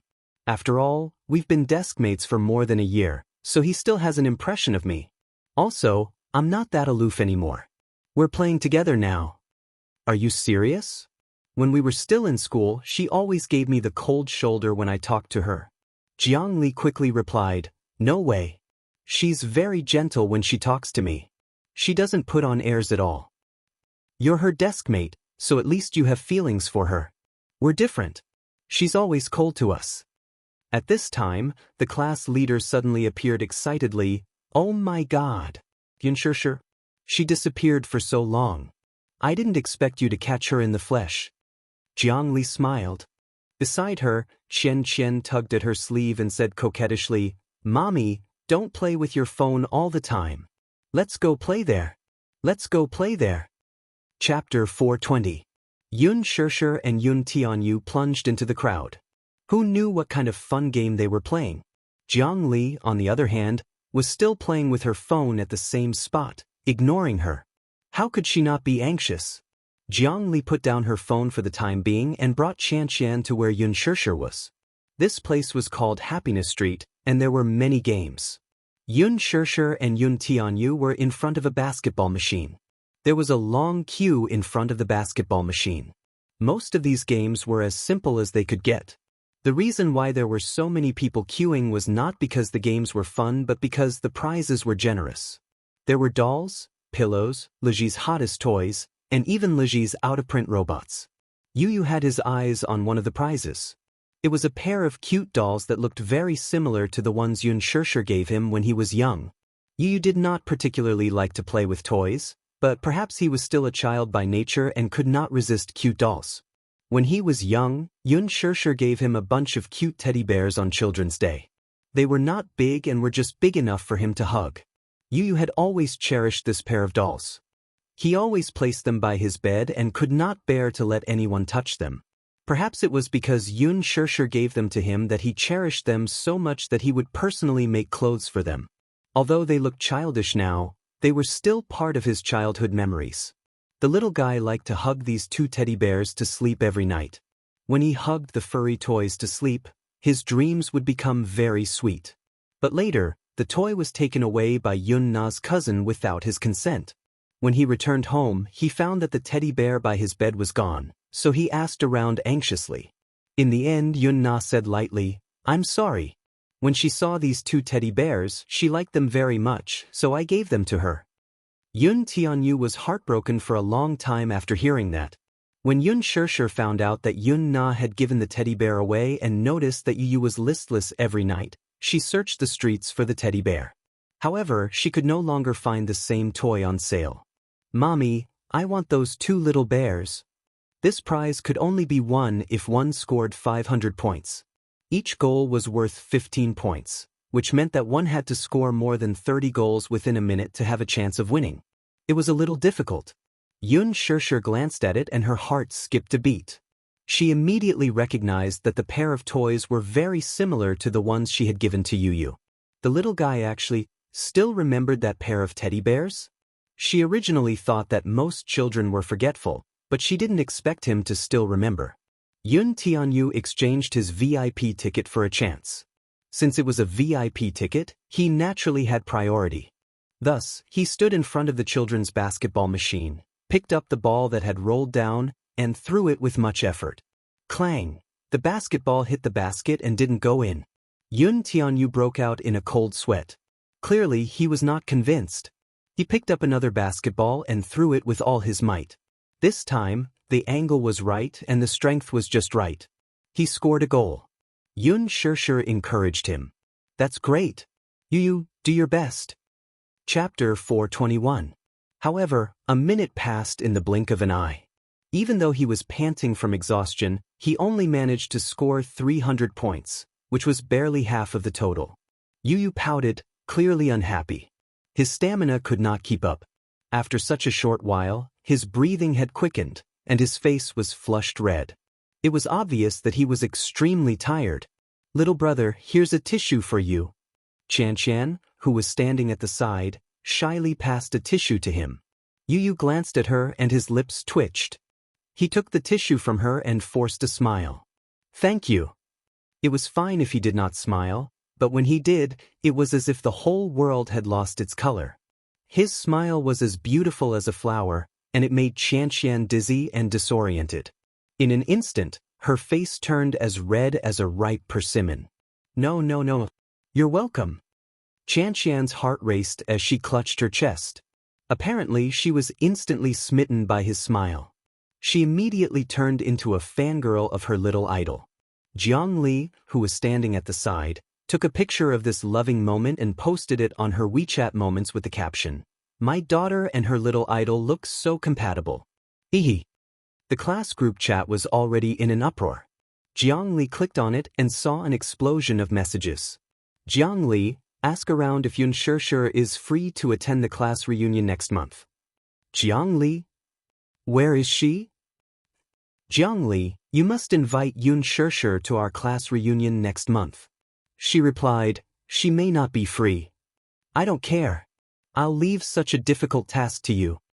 Jiangli raised her head awkwardly, only to see Yun Xianxia standing in front of the adult basketball machine. She had exchanged her VIP ticket for a chance to play the game. The countdown started. She took a deep look at the prizes on the display table. Her eyes were burning with eagerness to give it a try. Bush. She made 3 consecutive shots and hit the target. The surrounding crowd burst into cheers of surprise and shock. At first, they were attracted by Yun Xianxia's beauty. She was young, elegant, and refined. Moreover, she was a young mother with the temperament of a star. Even though she was wearing a simple mother and son outfit, her temperament was outstanding and eye-catching. However, she did not expect that when it came to shooting, she would not lose to men. Looking at her skinny figure, thin arms, and slender waist, she looked weak. After all, shooting was a physical exercise. Who would have thought that she would be able to hit every shot? However, what they didn't know was that Yun Xianxia was a member of the girls' basketball team when she was in junior high school. Therefore, games like shooting baskets weren't too difficult for her. But even if his shooting skills were good, after a minute of continuous shooting, his arms gradually became sore, as if they were filled with lead. At the end of the game, he had a total of 495 points, 5 points short. Yun Xianxia's expression was extremely ugly.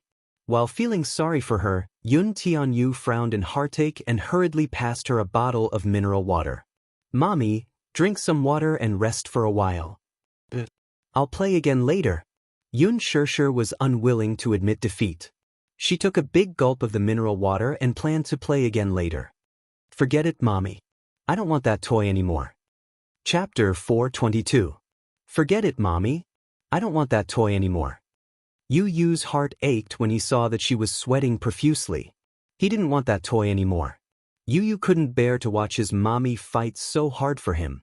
He walked up to her and massaged her shoulders and arms, hoping that this would help her get rid of the soreness as soon as possible. If Yu likes it, then Mommy will definitely win it back for you. Yun Xianxia made a solemn vow.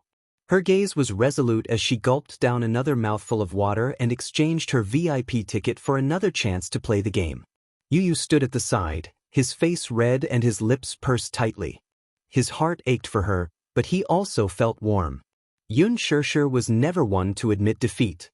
In her eyes, there were only things that could be done and things that couldn't be done. There were no possibilities or impossibilities. Just like in her studies, she might not be a genius, but she was hardworking and hardworking. She had willpower that ordinary people didn't have. In addition, she was a little stubborn. The staff at the side was a little stunned. They had seen many tourists who came to play games for prizes, but they had never seen such a persistent person. For the sake of a prize, he repeatedly played a boring game. He had a determination that was unlike ordinary people. They were a little surprised. These prizes weren't particularly expensive, except for a few special prizes that weren't available on the market. Compared to the VIP ticket that cost a few thousand yuan, the value of the toy itself wasn't that high. She had spent a few thousand yuan on a VIP ticket, but in the end she was competing with a cheap product and a boring game.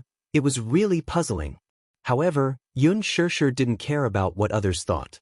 She only knew that Yu liked that toy and wanted it. That was enough. If she couldn't pass the first round, she would play another round. It wasn't until the third round that Xianxia barely passed the 500-point mark and got her wish to win the prize to Yu. "Baby, look, mommy won." Xianxia squatted in front of him and gently scratched his nose. Yu was extremely touched. He gently stroked Little Bear and looked at Xianxia, who was sweating profusely but smiling brightly. For a moment, he felt a lump in his throat. "Mommy, Yu loves you." As a reward, Yu stepped forward and gave him a kiss. This was the sweetest reward. Seeing this, Xianxia, who was standing at the side, was green with envy.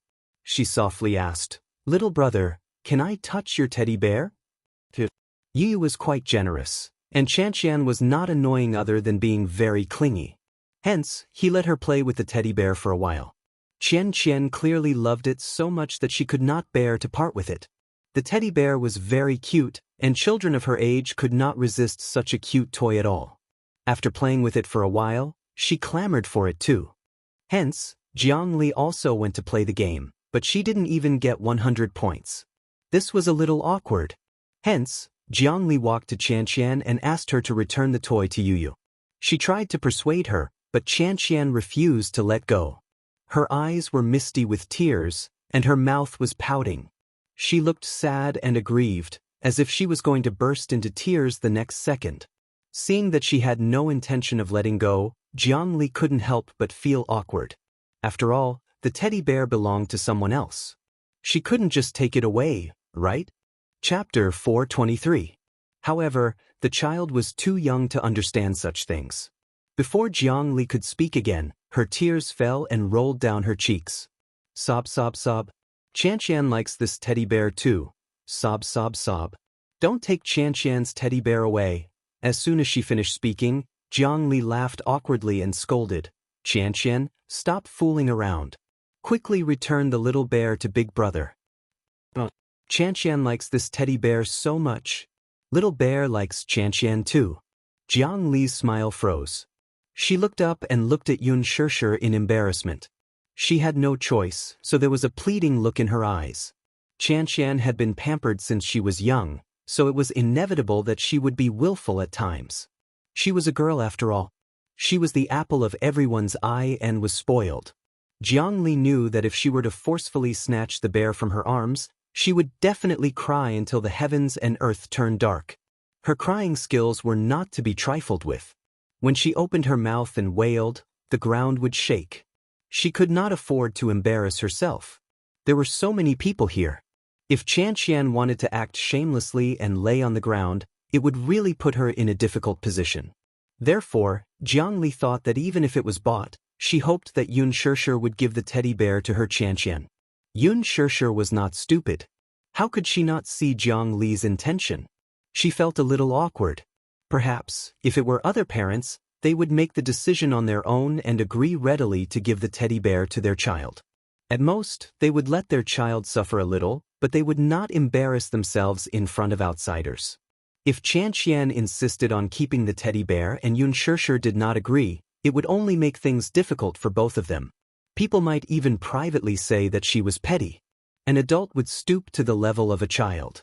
After all, she could not be so petty with a child, could she? However, Xianxia did not think so. She believed that although toys were worthless in the eyes of adults, toys were souvenirs to children. As parents, they should respect their children, even if it was a small toy. Moreover, she had put in a lot of effort to get this toy. So, in Yu Yu's eyes, it must be very precious. If he gave it to other children, it would undoubtedly hurt Yu Yu. The child would think that he was being disrespected. His precious toy had been given away so casually. Hence, Xianxia walked in front of Xianxia and squatted down. First, she comforted the child. Then, she said gently, "Xianxia, Auntie knows that you like this teddy bear very much. But do you know who the owner of this teddy bear is?" "Yes, Auntie." "No, it's Yu Gij." Xianxia pulled Yu Yu to her side and said to Xianxia, "This toy belongs to Yu Yu. Auntie really wants to give it to Xianxia because Xianxia is so cute. But this toy is Yu Yu's favorite playmate." "Xianxia, do you have a favorite toy?" "Yes, there are many at home." Xianxia held back her tears and replied with a sob. "Then, if your mommy gives your toy to other children without your permission, will Xianxia be angry?" "Of course I will be angry. Very, very angry," Xianxia said angrily. Chapter 424. "So, Xianxia, are you willing to return this plush toy to brother?" Xianxia asked gently. When she saw Xianxia's expression waver, she lowered her head reluctantly and added, "Auntie will win another pair of plush teddy bears for you later, okay?" Yu Yu's heart skipped a beat when he heard that. His face turned pale instantly. The little munchkin's heart ached when he thought about how his mommy would have to play games to appease this brat. Hence, when Xianxia reluctantly returned the plush toy to Yu Yu, Yu Yu gritted his teeth and pretended to be generous as he pushed the toy back to her. "I don't want it anymore. I'll give this plush toy to you." Xianxia's eyes widened in surprise. Jiangli was also surprised by Yu Yu's maturity and generosity. She immediately urged her. "Xianxia, hurry up and thank brother." "Thank you, brother. Thank you, brother." Xianxia loves Yu Yu the most. Yu Yu turned his face away proudly. But he did not like her. Xianxia stroked Yu Yu's head gently. She felt sorry for his generosity and maturity. "Yu Yu is so warm. You know how to give in to your sister. You can't stoop to the level of a child." Yu Yu shrugged helplessly when Jiangli could not hear them. Xianxia did not know whether to laugh or cry. Did he forget that he was still a child when he said that? Xianxia was surprised when she saw that he was so generous to give the toy to Xianxia. She thought about winning another prize for Yu Yu. Hence, when Xianxia saw the 1.5-meter-long plush toy on the stage, she stopped in her tracks. "You, do you like it?" "I like it, but, all right. Wait for mommy." With that, Xianxia walked forward. The condition to win this prize was to use the toy gun to burst 20 balloons within 60 seconds. 20. Xianxia's eyes lit up. Killing 20 players within 60 minutes wasn't a very harsh condition. During her military training in university, shooting was part of her discipline. Therefore, she was quite confident in winning this prize. However, this idea was completely dispelled when she picked up the imitation toy gun. It was extraordinarily heavy. It was about the same weight as the gun she used during military training. Moreover, it didn't feel good to the touch. Although it was heavy, it looked very inferior. After weighing it in her hand, she finally managed to get used to it. The staff member walked over and was about to ask when Xianxia flashed her VIP ticket. The staff member understood what she meant and announced a few important points and some rules of the game. As soon as the rules of the game were explained, Xianxia lost her confidence. It turned out that this game was not only about strength, but also a certain amount of luck. Just popping the balloons wasn't enough. Popping a balloon would drop a point coin. If he wanted to win the giant panda, he had to pop 20 balloons within 60 seconds and reach 200 points. It was a little difficult. There was no such thing as a free lunch in the world. However, it didn't matter how difficult it was. Since he was already here, he might as well play to his heart's content. Hence, the game began. The bullet accurately hit the balloon, but it didn't burst. However, generally speaking, the smaller the balloon, the more elastic it was. The bullet shot from the toy gun didn't have a strong impact. If the angle wasn't accurate enough, it would be difficult to burst the balloon. The balloon was elastic enough to bounce off the bullet. He fired 5 rounds in a row, but all of them missed. Chapter 425. Xianxia was a little depressed. Time flew by. Of course, when the time was up, Xianxia put down the toy gun dejectedly. In 60 seconds, she had only popped 8 balloons. Her luck was not bad, though. The coins that dropped were relatively large, but the number was too small, so the total score was only 150 points. Yun Tianyu went forward to hug the toy gun. His body almost swayed under the weight of the heavy gun, so he quickly put it back to its original position. It was so heavy. Xianxia told him helplessly, "This game is too difficult." "Forget it, Mommy." Yu smiled faintly without much regret. "Let's go somewhere else to play." Xianxia nodded, carried him, and left with Jiang Li and the rest. Just as they left, a smart little head popped out from behind a nearby lamppost. Xiao Yichen walked out with his school bag. He watched Xianxia and the rest leave slowly, but he was not in a hurry to chase after them. He raised his wrist, turned on the smart GPS, and set Yun Tianyu as his target. Thus, he walked to the shooting game table, pursed his lips, and slapped the VIP ticket in front of the staff. Earlier, he was hiding behind the lamppost and secretly observing Xianxia and Yun Tianyu's every move. Finally, he found the same smart watch on the latter's wrist. Only then did he realize that the target he had been tracking was actually him. The child he met at the gala last time? Was it his younger brother? It must be his younger brother. There was no other person in the world who looked so similar to him. This face had appeared in his dreams countless times, and it was extremely familiar. He did not know what telepathy was, nor did he know what relationship this child had with him. However, he subconsciously felt that this child was his younger brother. He really had a younger brother. This was not a dream. Although he was surprised, he was not in a hurry to expose himself. Instead, he secretly followed them. He saw Xianxia repeatedly challenging a boring shooting game 4 or 5 times just to win a plushie for Yun Tianyu. When he saw the other children fighting for the toys with Yun Tianyu, Xianxia did not side with the other children. Instead, she protected her child's feelings. He saw Xianxia's pitiful and touched expression when Yun Tianyu gave up the toy. He even saw her playing a boring shooting game in order to win another prize for Yun Tianyu. Everything had been witnessed by his eyes. It wasn't like there wasn't any envy. This was especially so when Mu Yaja cruelly left him alone at the amusement park. His loneliness and disappointment only intensified when he saw the heartwarming interaction between the mother and son. While he was sad, he was also looking forward to it. He longed for a mommy like Xianxia who would protect him, love him, and take care of him. He was also envious of Xianxia. No matter when, where, no matter what he did, his mommy would always stand by his side and not side with the other child. When he saw that Xianxia's game did not meet the standards, he vaguely made up his mind. "Little brother, are you the one playing?" The staff walked over and curiously sized him up. Seeing that he was alone, she worriedly looked around and searched for his parents. Chapter 426. "I'm the one playing. Give me the gun," Xiao Yichen said coldly and made his request concisely.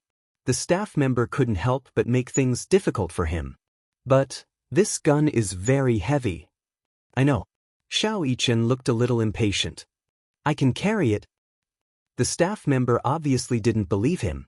"Oh please, how old was this child?" He was only about 6 years old, and his height was barely above the shooting range. However, this gun weighed at least 5 kilograms. It was a replica of a toy gun, so it was extraordinarily heavy. Xiao Yichen saw how hesitant the staff member was and became a little impatient. "Please give me the gun. I'll let you try it."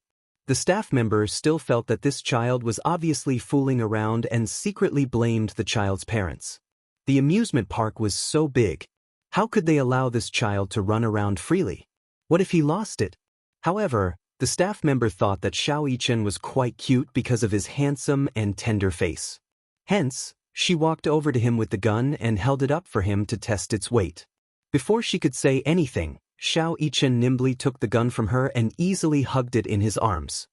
His small hand gently caressed the body of the gun and calmly said, "Let's start the countdown." This time, it was the staff member's turn to lose her composure. Her face was full of shock, especially when she saw how easily Xiao Yichen played with the heavy replica gun in his hands. Although this gun was a toy gun, no one would be at ease if it was in the hands of a 6-year-old child. If anything happened, they would have to bear the responsibility. Naturally, they couldn't bear the responsibility. Moreover, when this child took out the VIP ticket, they knew that this child was from a wealthy family. What a joke! A ticket that cost a few thousand yuan couldn't have been bought by an ordinary person. The more a child came from such a background, the more they had to protect him. Otherwise, if his parents came looking for him, how could they bear the responsibility? Were your parents? Xiao Yichen couldn't take it anymore. Start the countdown. The staff member's expression froze, and he pressed the timer. Little Yichen adjusted himself to the best position and pulled the trigger. The bullet was fired at once, but its firing speed was very slow. When the bullet hit the balloon, it was soft and powerless and quickly ricocheted off. Xiao Yichen frowned unhappily. Clearly, he felt that there was a limit to the toy gun's capabilities if he wanted to use it to his full potential. He tried a few more rounds of bullets and quickly looked at it. This gun looked like a 1-1 replica, but after some special debugging he was sure that the trajectory had been changed, so he quickly took the gun down. Sure enough, it was a problem with the trajectory. When it came to debugging firearms, it was obvious that this was his specialty. In just a few moments, this thorny problem was quickly solved. By the time he finished assembling the gun, half of the time had already passed. Although he didn't hit the target, his professional shooting posture and domineering aura still shocked the few staff members on the side. Not bad. From the looks of it, this lad had practiced martial arts before. Did his family train him to shoot at such a young age? If he didn't have professional training, it was impossible for him to have such speed and such a domineering aura. Chapter 427. When they saw how the little guy skillfully dismantled the gun, changed the trajectory of the bullet, and finally reassembled it, the shock in their hearts could no longer be expressed with words. It was too shocking. This child, how could he be so good? Not only was he good with guns, but he even knew that the trajectory of the bullet had been changed? And he could even change it back? If they hadn't seen it with their own eyes, they would have found it hard to believe. Xiao Yichen knew that time was running out, so he didn't waste any more time. He reloaded the gun and pulled the trigger. The bullet was no longer as slow as before. In a split second, it whistled through the air and pierced through the balloon. Pa! In a flash, the balloon burst without even seeing the bullet's trajectory. While everyone was still in shock, Xiao Yichen reloaded the gun, aimed, and pulled the trigger again and again. Unknowingly, his amazing results quickly attracted the attention of the surrounding audience. When they saw that there was a child playing a shooting game, and he was only 6 years old at that, they all came over in admiration. Pa! Pa! Pa! As the balloons burst one by one, the scoreboard fell to the ground. In the last second on the timer, the 30th balloon burst and the scoreboard fell. Xiao Yichen put down the gun. The staff member at the side pressed the timer, but he was already stunned and speechless. The surrounding audience was even more amazed. Oh my God, this child was amazing. Help me count the points, thank you, Xiao Yichen said expressionlessly. The staff member was still a little dazed, but under the urging of the little kid's icy gaze, he quickly counted the scoreboard that had fallen to the ground. His luck wasn't good, so he didn't have many points. However, he won by having so many scoreboards. In total, he had more than 300 points. Xiao Yichen raised his eyebrows, but he didn't show the excitement that everyone expected a child to have. It was as if he had already expected this result and was determined to get it. Little kid, congratulations, you have 320 points. What kind of prize do you want? Xiao Yichen looked at the huge panda plushie on the display stage. His eyes moved, and there was a hint of gentleness in them as he pointed at it. Is that the panda over there? That's it. Xiao Yichen waited for her to pass the doll to him. The staff member nodded and walked to the display stand to pick up the panda plushie. Little Zhang, wait. How many more pandas are there? A staff member from another shooting range asked nervously as he rushed over. Just one. What's wrong? Is there no more stock? Yeah, there's only one left. What's wrong? What should we do? There was a tourist over there. The mission was completed. What a coincidence. He also wants this panda. Do you have any tourists on your side? Little Zhang nodded. He recalled Xiao Yichen's swift and fierce movements when he was shooting. He still hadn't recovered from the shock. Then what should we do? That tourist over there also took a fancy to it. But the tourists on my side also took a fancy to it. Which one? Let me see. That child over there. Do you see him? Chapter 428. The staff member looked in the direction that little Zhang was pointing at and saw a 6-year-old kid. His face darkened as he said suspiciously, "Are you kidding me? That's a 6-year-old kid. Kids under the age of 10 can't play this game. The gun is so heavy and the rules are so strict." As he spoke, he couldn't help but question, "Did you go easy on the kid because he looks cute? Don't spout nonsense. How is that possible? Although the kid is young, he's quite capable. This kid didn't cheat. He hit 30 balloons in 60 seconds and accumulated 320 points. Impossible." The staff member's face turned pale. He felt that it was ridiculous. "My tourist came from a military school and is very good at shooting.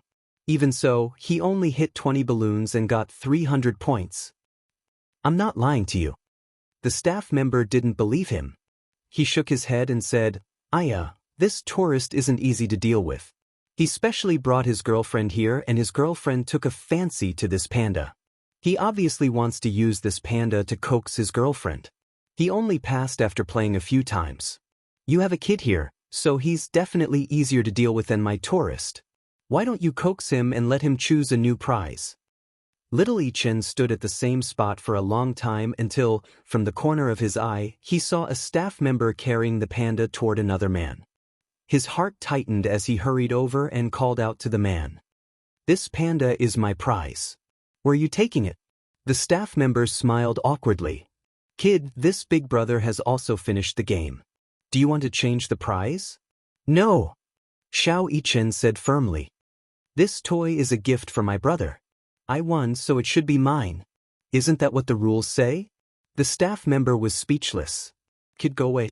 This is not your place to speak." A young man walked over from the side. His appearance wasn't outstanding and there was a ruffian look in his eyes. He walked in front of the staff member and looked at him with disdain before coldly chasing him away. "Did I speak to you?" Xiao Yichen frowned and asked coldly. "Brat, are you so arrogant?" The young man was clearly agitated by Xiao Yichen's indifference. "I won this prize from a game. What does it have to do with you?" Xiao Yichen said calmly, "How can it not matter? I won the game too." "Ha! Stop bragging, brat." The young man laughed a few times as if he had heard the funniest joke in the world. Finally, he said coldly, You've just been weaned. How can you play with a gun? What a joke. A short-sighted person is like a frog at the bottom of a well." Xiao Yichen mocked him with an idiom he had just learned. The man's lips twitched when he heard that. If it weren't for the fact that they were in front of so many people, he probably wouldn't have been able to resist the urge to give him a good knock on the head. The staff at the side said weakly, "This child has indeed cleared the game. Truly, truly." The man glared fiercely, "Do you think I'm easy to fool? Who is this child to you? Are you trying to cover for him? I'm a tourist here who cleared the game. I should get the prize that belongs to me, shouldn't I?" Chapter 429. I'm not protecting this child. Without waiting for her to explain further, Xiao Yichen felt that this was a waste of time. He didn't want to be calculative about who had popped more balloons and accumulated more points. Instead, he said coldly, "Stop talking nonsense. Let's compete. If you win, it's yours. If you lose, I'll take it." His words were concise and to the point. He immediately issued a challenge, intending to settle this matter with a duel as soon as possible. The young man looked at his cold eyes and the fierce aura that he exuded. For some reason he felt a little weak. Xiao Yichen felt that the young man was a little wishy-washy. He was only good at talking, but when it came to competing, he obviously didn't have the confidence. Actually, the young man wasn't feeling guilty. He just didn't want to compete with this child. Regardless of whether he won or lost, he would lose face. Even if he won, it wouldn't look good. However, his girlfriend was angry and said that if he didn't win the panda, she wouldn't forgive him. She was sitting on the bench, huffing and puffing. In order to make her happy, he went through a lot of trouble to complete the game. However, no matter what he thought, Xiao Yichen looked down on him. What? Are you scared? Then I'll take the prize. Wait, who said I'm scared? I just feel that it's laughable to compete with a child who just stopped drinking milk. Also, have you stopped drinking milk? The young man said stubbornly. If you're afraid of losing, then don't compete with me. Otherwise, if you lose to me, wouldn't that be even more embarrassing? Xiao Yichen sneered and mocked him. The crowd burst into laughter. The young man spat and clenched his fists tightly. He said indignantly, "Let's compete then. I happen to have time today, so I'll play with you." Xiao Yichen nodded. Good for you. His words made the young man's face turn ashen. His expression was extremely ugly. He walked up to the staff member and flashed his VIP ticket. He then said, "I'll compete with that person again. Whoever wins will take this panda away." The staff was in a bit of a dilemma. After all, this game station was not a competition stage. It was unprecedented for two people to compete on the same stage. There were still many tourists lining up. What if it caused other tourists to be dissatisfied? However, when they heard that the child was going to compete with a young man in a shooting game, the tourists who were originally queuing up formed a circle. Clearly, they wanted to watch the show. Humans always love to watch a good show. Moreover, this time, it was no other than a 6-year-old child competing with an adult. And such an adorable little one at that. This was truly astonishing. They were quite curious as to whether this child was capable or not. Was it the child's words that carried no harm, or was it a young talent? Therefore, everyone was curious and wanted to know who would win in the end. The man was in a difficult position. Now that the people around him were jeering with the attitude of watching a good show, he didn't have the chance to back out now. However, on second thought, how capable could a 6-year-old child be? He had served in the military before. No matter how amazing this 6-year-old child's shooting skills were, it would be difficult for him to compare. Moreover, he wasn't the one who wanted to compete. Chapter 430. With that thought in mind, he stopped worrying and stood in front of the shooting platform. He rubbed his palms together, eager to give it a try. Little Yichen, on the other hand, had the foresight this time. Previously, he did not know that the gun's trajectory had been changed, so he wasted half of his time. This time, he wanted to adjust the gun's trajectory in advance before reassembling it. After all, he could not afford to make any mistakes when competing with other people. He was determined to win this panda. The man watched him dismantle and reassemble the gun from the side, secretly laughing in his heart. This kid is a prodigal. What does a 6-year-old kid know about guns? Can he know better than me? Dismantling and reassembling the gun, the kid might accidentally lose a part of the gun. When the game starts, the gun won't be able to shoot. Don't blame me for being heartless. Are you ready?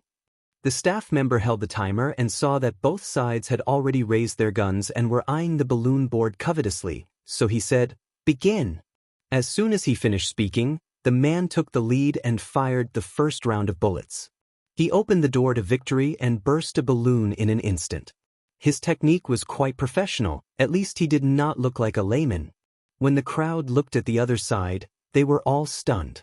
They saw Xiao Yichen aiming at the balloon board. Every bullet he fired hit the balloon accurately. Then he swiftly loaded the gun and pulled the trigger again. His movements were as smooth as flowing water.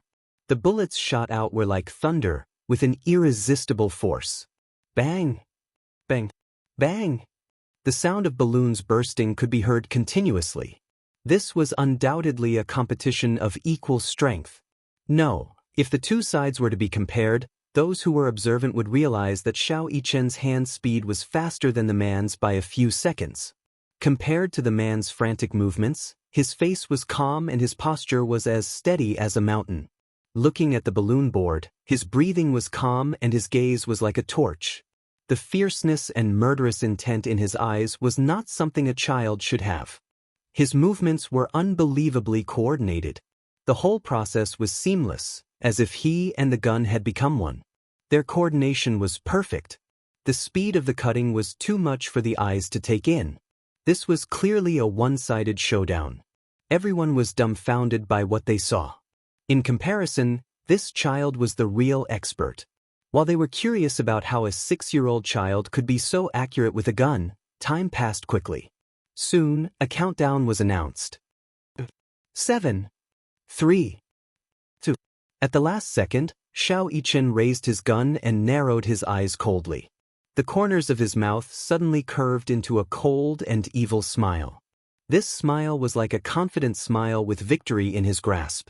He pulled the trigger. The bullet pierced the balloon and whizzed away.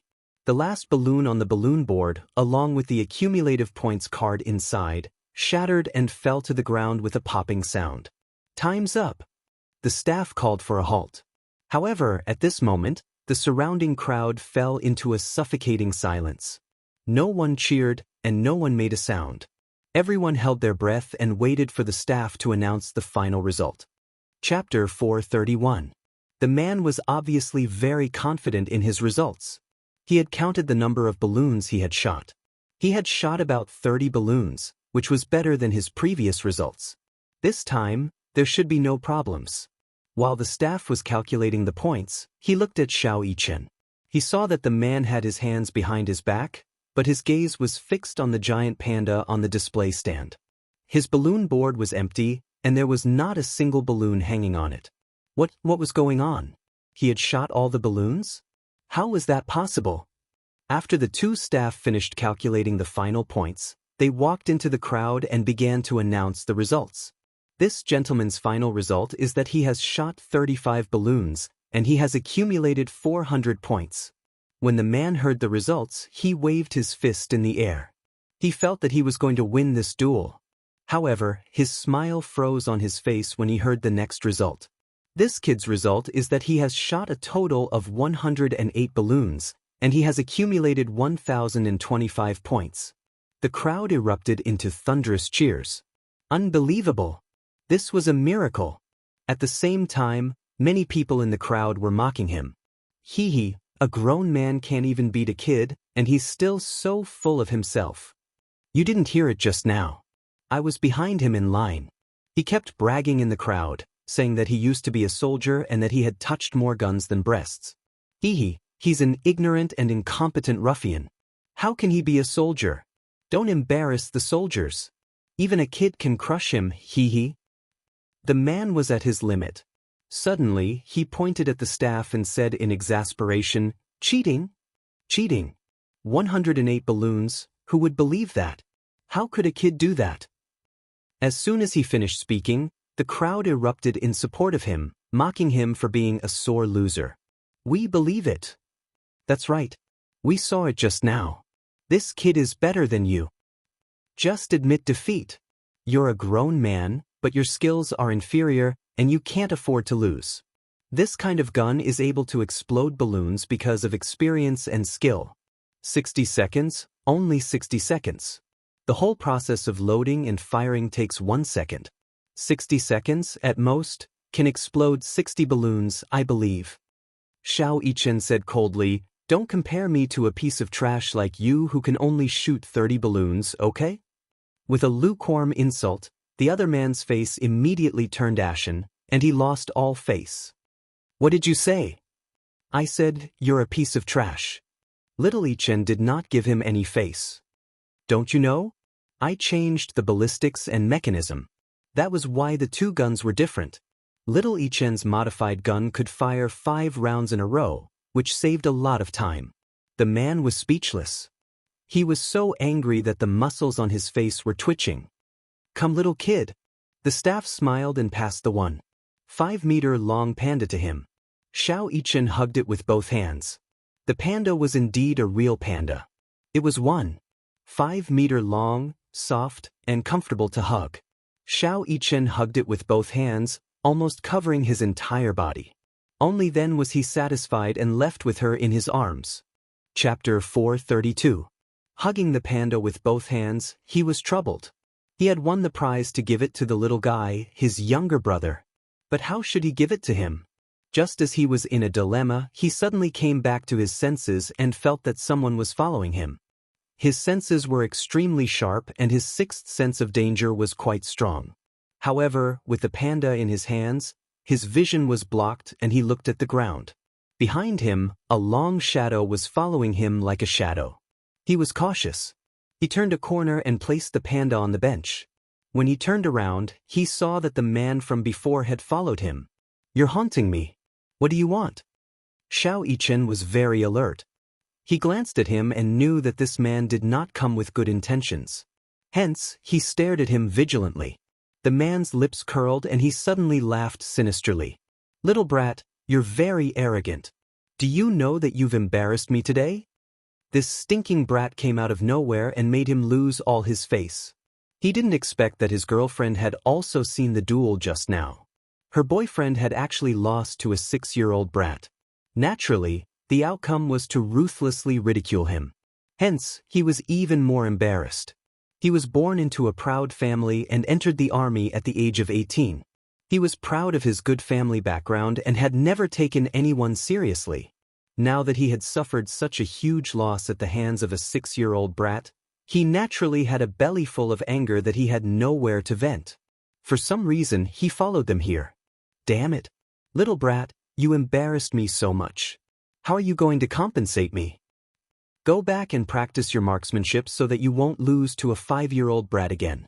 Xiao Yichen said coldly and mercilessly. "You damn it. You're asking for a beating." As he said that, he stuck his hand into his pocket and kicked at him. In the blink of an eye, Xiao Yichen moved like lightning and dodged the attack easily. Before the man could retract his leg, he used his palm to strike the weakest part of the man's knee. No matter what kind of hellish training a child received, it was inevitable that there would be a huge difference in strength between an adult man who had undergone the same training. However, that did not mean that he was soft-bun.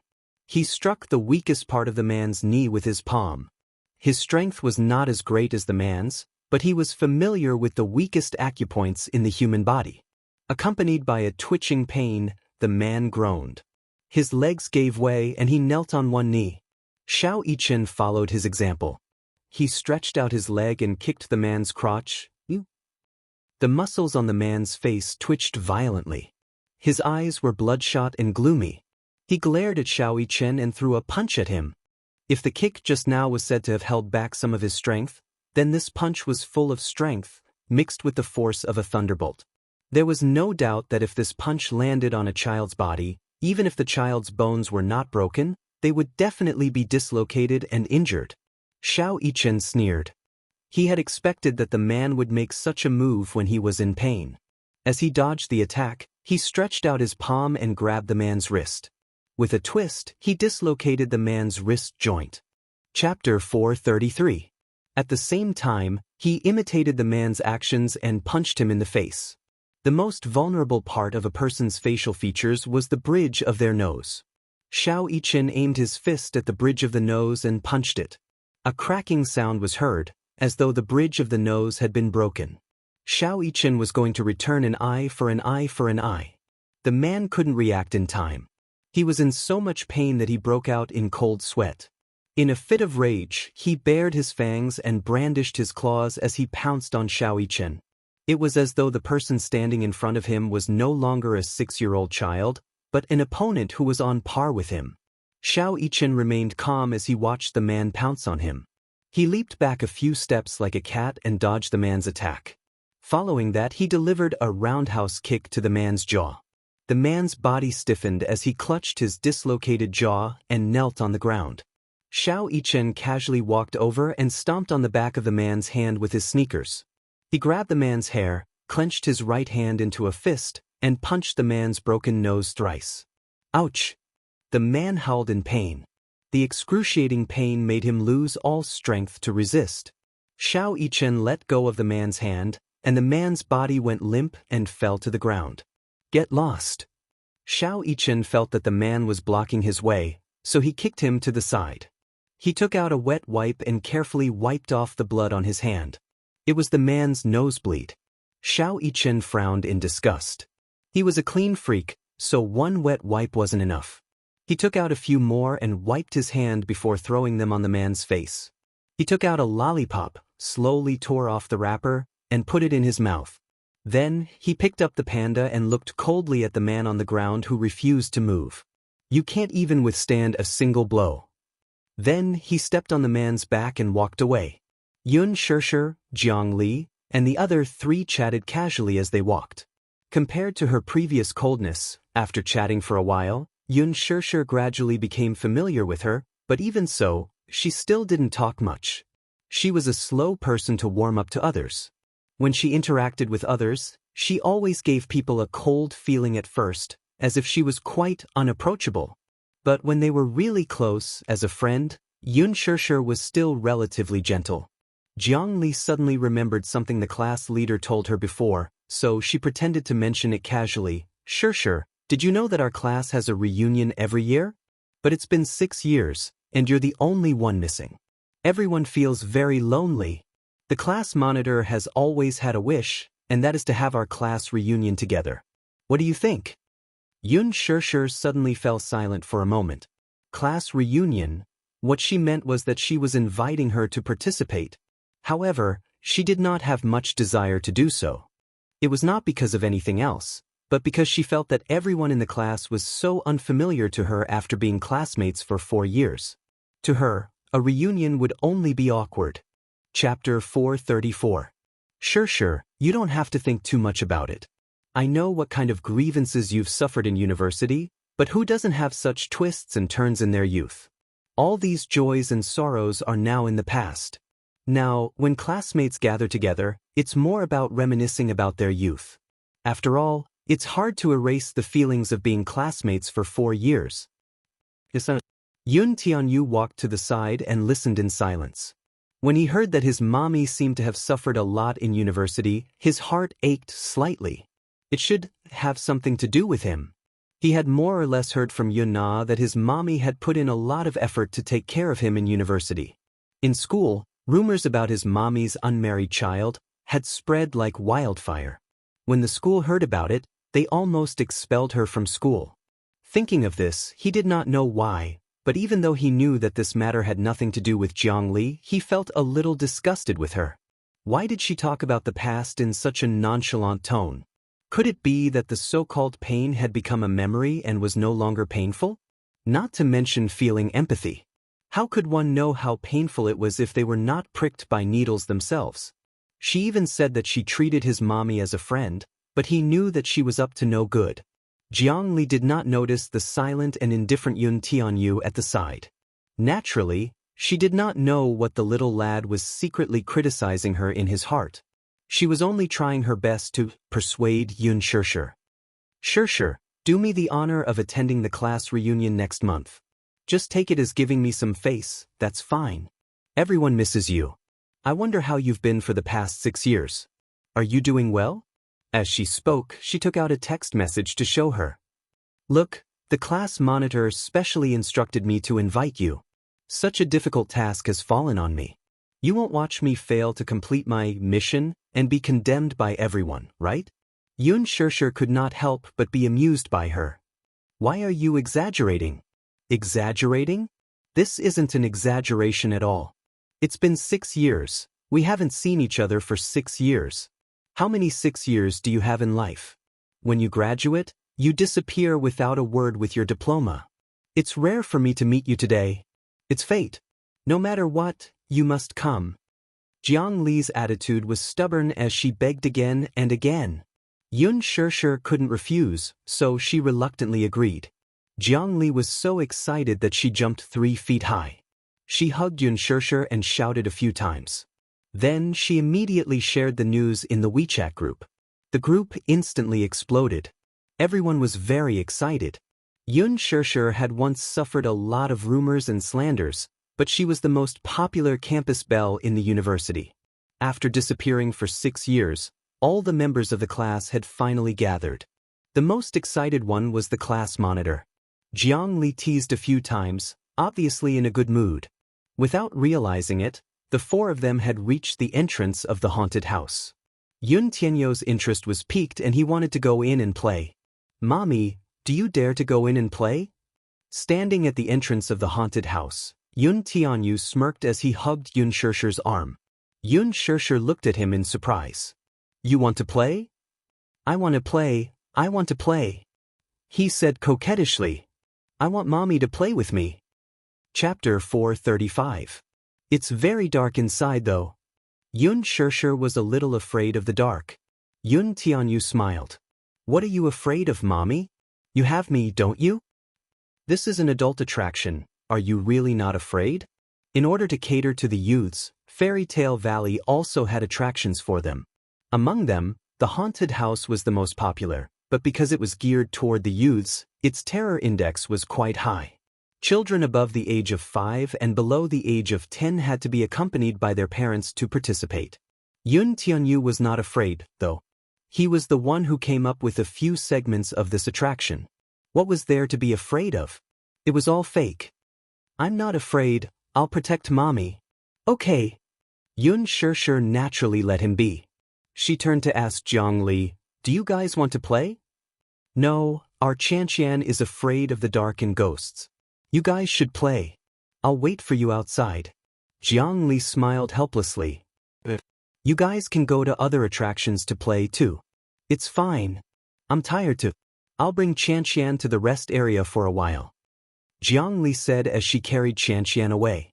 Xianxia was obviously unwilling to leave. She waved her hands at Yun Tianyou reluctantly. Only after Jiang Li threatened her a few times did the little loli obediently stop moving. Finally, Yun Tianyou was satisfied. His motive for choosing the haunted house was to get rid of this annoying brat. He was just enjoying some alone time with his mommy when this brat appeared out of nowhere and kept sticking to him. Yun Tianyou was very depressed. The queue was very long. Even if it was the VIP passage, there were still quite a few people lining up. The haunted house was a reincarnation game. Only 15 visitors could enter at a time. After 10 minutes of free walking, the staff inside would lead them to the exit.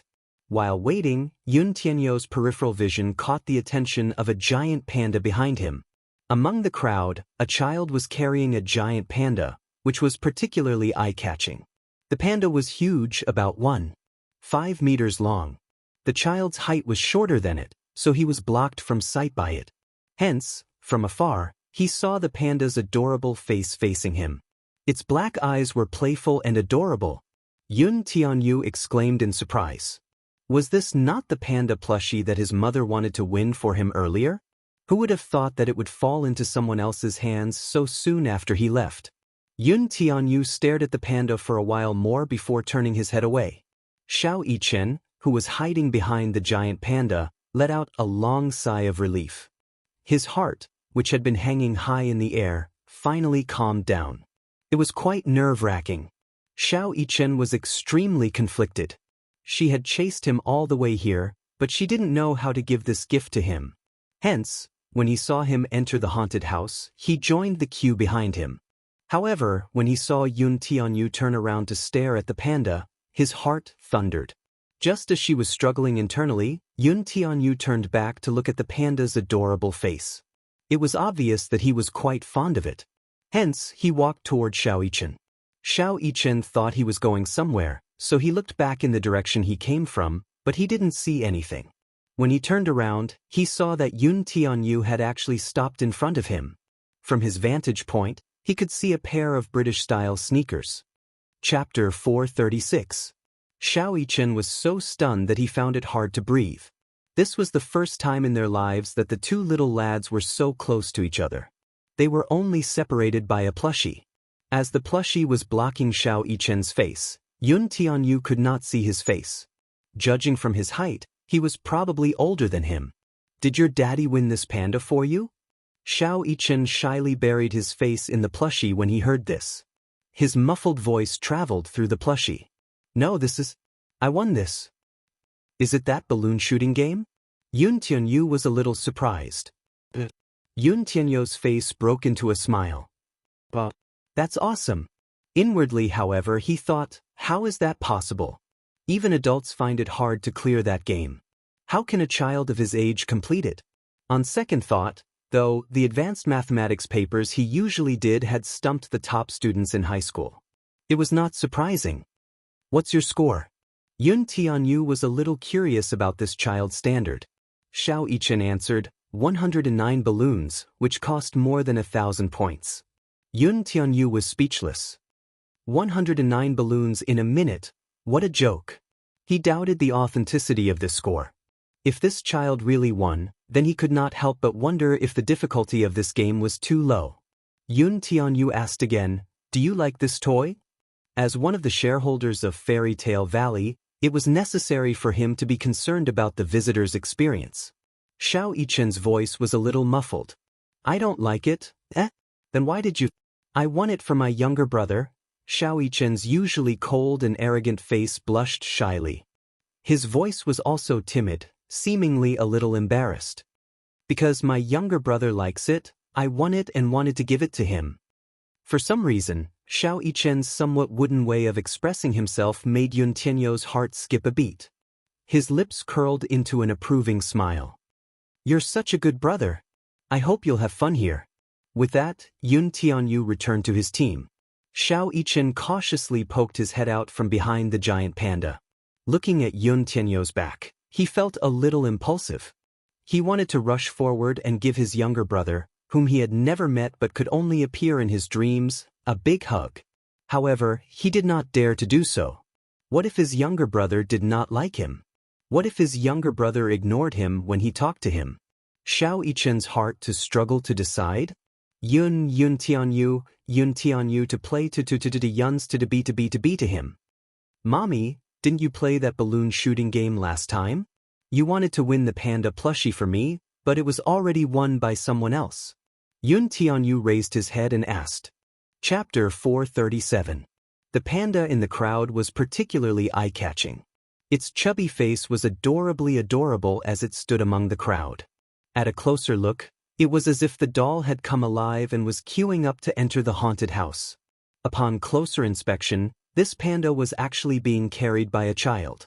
It was just that this panda was too big. It was 1.5 meters tall and completely covered the child behind it. Yun Xianxia commented, I wonder who's so good to actually clear this game. Yes, Yun Tianyu suddenly said happily. Mommy, it's our turn. The staff started to check the tickets, starting from Yun Xianxia to Xiao Yichen. There were exactly 15 people in total. However, when it was Xiao Yichen's turn, the staff stopped him when she saw that he was carrying a panda and seemed to be alone. Little friend, where are your parents? If you're a child, you have to be accompanied by your parents before you can play. Xiao Yichen's face peeked out from behind the doll and said innocently, my mommy and brother have already gone in.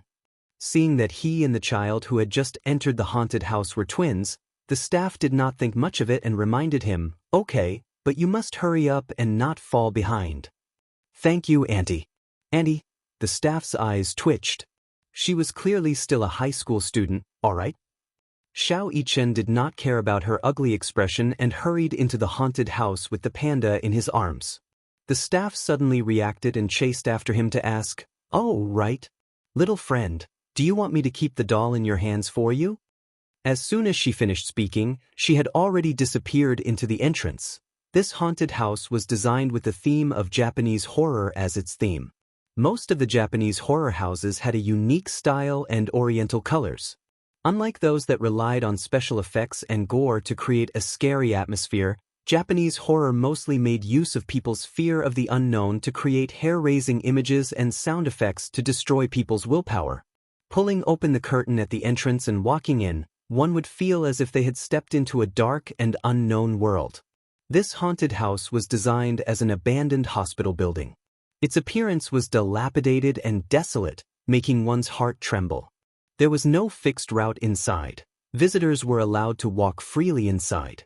This kind of design allowed the visitors to truly feel the terror of being in close proximity, and the design inside the haunted house was very realistic as well.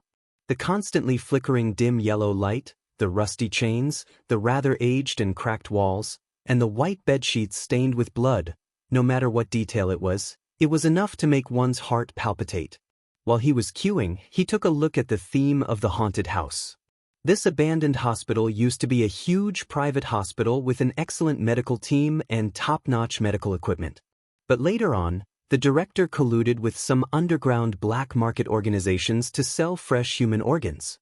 They injected people who were supposed to be healthy with sleeping drugs and even dissected them for experiments. Later, when the truth came to light, the director was taken away for investigation and the hospital closed down. Gradually, it was abandoned, but the rumors of a haunted house slowly spread. Chapter 438. Xiao Yichen pursed his lips tightly. When this batch of 15 visitors stepped into the haunted house, most of them had already dispersed. He tried his best to keep up with Yun Shishir and Yun Tianyu, who were walking in front, based on the sound alone. He was a little afraid of the dark, especially in such an environment. It was inevitable that he would feel a little flustered. Hence, the little guy could not help hugging the panda tighter, as if this could ward off some of his fear. Yun Shishir and Yun Tianyu walked in front. As the haunted house was very dim, and Yun Shishir was also a little afraid of the dark, she walked very slowly. Yun Tianyu walked beside her with a calm look on his face. It was not because of anything else but because this haunted house was in its operational stage. He was among the first batch of people to try it out. He was very clear about the mode, the traps, and even the staff who would suddenly appear and pretend to be ghosts to scare people. Hence, the route he took with Yun Shishir was relatively safer. There were fewer traps, but there were not many people pretending to be ghosts. Along the way, there were no staff members pretending to be ghosts to block their way. Gradually, Yun Shishir relaxed a little. Xiao Yichen followed closely behind them. He was so afraid that he did not look at the creepy props. He thought that this haunted house was just for scaring people, but he did not expect the props and scenery to be so realistic. Even though he knew that these were all fake, under such circumstances, it was still quite immersive. Xiao Yichen quickened his pace. When he was about a few meters away from Yun Shishir and Yu, he could vaguely hear the two talking and laughing. "Mommy, are you scared?" "No, I'm not. Don't I have Yu to protect me?" Yun Shishir's tone was relaxed. She then lowered her head and asked him, "Yu, are you scared?" "What's there to be scared of?" Yu chuckled in his heart as he held onto Yun Shishir's hand and walked into a pharmacy. There were many glassware in the small room, and there were many organs soaked in formalin. The props were very lifelike, which was really creepy. Not only was Yun Tianyu unafraid, he even scrutinized each and every one of them. Most of the time, before entering a haunted house, the visitors would be eager to give it a try, wondering how scary it would be. However, once they entered the haunted house, they were all focused on running toward the exit. They had no time to look at the scary scenery inside the haunted house. As a result, many haunted houses had very crude sets. However, the haunted houses in Fairy Tale Valley had very detailed decorations, and they strived for realism. Due to the high terror factor, the haunted house was equipped with many first aid stations. Once you reached the first aid station, there would be workers to lead you out of the haunted house. Xiao Yichen watched them tour the pharmacy from afar. Suddenly, he heard a series of quick footsteps behind him. His senses were very sharp, whether it was his vision or his hearing. Coupled with his high vigilance, he couldn't help but stop in his tracks and frown. In the silence, the sound of footsteps was very clear. Xiao Yichen threw the panda on the ground and hid in a corner. He saw a man slowly walking to his previous position. His attire was dark, as if he was trying to hide it from others. He was wearing a cap, so it was impossible to see his face clearly. Xiao Yichen sized him up carefully and saw that his hand was still clasped around his waist. Chapter 439. His eyesight was very sharp in the dark, so he could tell at once that the bulging silhouette was a gun. From its silhouette, he could tell that it was a desert eagle. It was very powerful and had a strong penetrating power. A gun? Why would this person have a gun? How did he pass the security check with such a terrifying weapon of mass destruction? Before Xiao Yichen could be surprised, he saw the man kick the panda aside and walk forward. He slowly stood up and suddenly thought of Yun Shirshir and Yun Tianyu. Knowing that something was wrong, he cautiously followed the man. Inside the pharmacy, Yun Tianyu was not aware of the approaching danger. Instead, he was studying the props in the glassware with great interest. Yun Shirshir watched from the side with trepidation. She felt that such a haunted house was not for a child of Yun Tianyu's age. What worried her more was that Yun Tianyu did not seem to be afraid at all. Instead, he seemed to be curious about the setting. She was a little regretful and worried that it would negatively affect the child's mentality. Yu, let's go.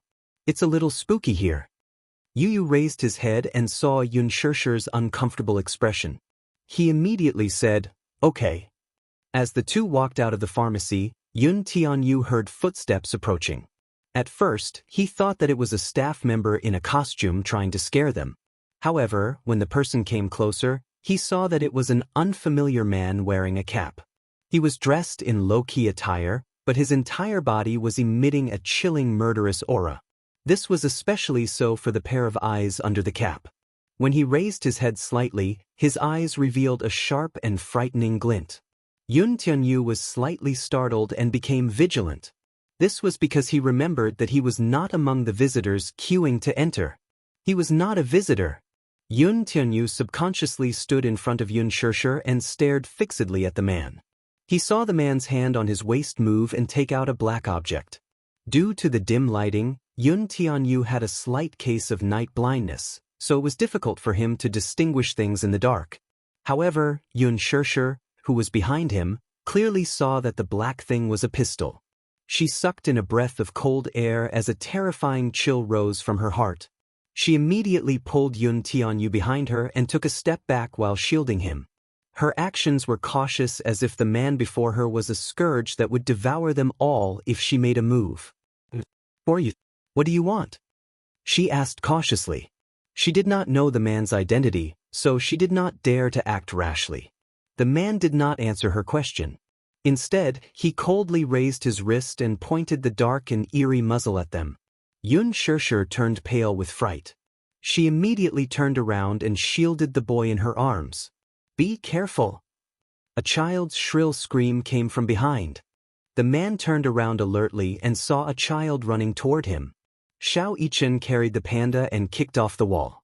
Using the momentum, he leaped into the air and landed a beautiful roundhouse kick on the man's face. Chapter 440. The man staggered a few steps back from this sudden attack. Xiao Yichen leaped forward like a nimble leopard and tried to snatch the desert eagle from the man's hand. The man, however, seemed to be a well-trained assassin. Hence, he was highly skilled. He swiftly kicked Xiao Yichen in the chest, and the latter fell to the ground, caught off guard. Yun Shirshir cried out in alarm when she saw this. The man got up from the ground, raised his hand, and pulled the trigger at Xiao Yichen. Bang! A silenced gunshot rang out, but little Yichen had already rolled to the side the moment he pulled the trigger. He hugged the panda at the side. The man pulled out another gun and fired at him repeatedly. Bang! Bang! Bang! The enclosed space was instantly filled with the smell of gunpowder. He dodged nimbly, and with the cover of the plushie, he was not injured. However, when he looked at the panda plushie, it was already riddled with holes. That was the present he had won for Yu. Yet, Xiao Yichen narrowed his eyes in anger and quickly pulled out a dagger from his sleeve. Whenever he went out, he would always carry a weapon with him for self-defense. Fairy Tale Valley's security was strict, but it was only for adults. Luckily for him, the dagger finally came in handy. He quickly threw the dagger at the man. The man tried to evade it, but the space inside the haunted house was too small. His neck was still cut by the flying dagger. Due to his large movement, he accidentally knocked into the prop cabinet. With a loud bang, the cabinet toppled backward. Xiao Yichen took advantage of his distraction to run toward Yun Shirshir. He grabbed Yun Shirshir's hand and told her, "Run. His target is you guys." Yun Shirshir was scared out of her wits. She did not care why the child was here or what was going on as she ran after Xiao Yichen. When they reached a fork in the road, Xiao Yichen pulled Yun Tianyu along the right path. Yun Tianyu looked back, but his mommy was nowhere to be seen. It was too dark and she must have taken the wrong path. "Mommy!" Yu Yu was anxious and wanted to go back to look for her. Xiao Yichen grabbed his arm tightly. Don't go. Go away. I want to find my mommy. In his desperation, Yu flung his hand away. He was worried about his mommy's safety and could not care less. Xiao Yichen angrily stomped his feet and chased after him. However, when they turned the corner, they bumped into the man who was chasing after them. Yun was startled, while Xiao Yu. This man's target was Yun Tianyu. Xiao Yichen immediately grabbed Yun Tianyu's arm and ran. As he ran, he said, Don't worry, your mommy will be fine. His target is you. He's here to kill you, do you understand? Yun Tianyu's eyes widened in shock. He was clearly in disbelief. The man's footsteps followed closely behind him. Xiao Yichen anxiously looked back, only to see the man raise his wrist and aim at Yun Tianyu's back. He was about to pull the trigger. Xiao Yichen knew that something was wrong.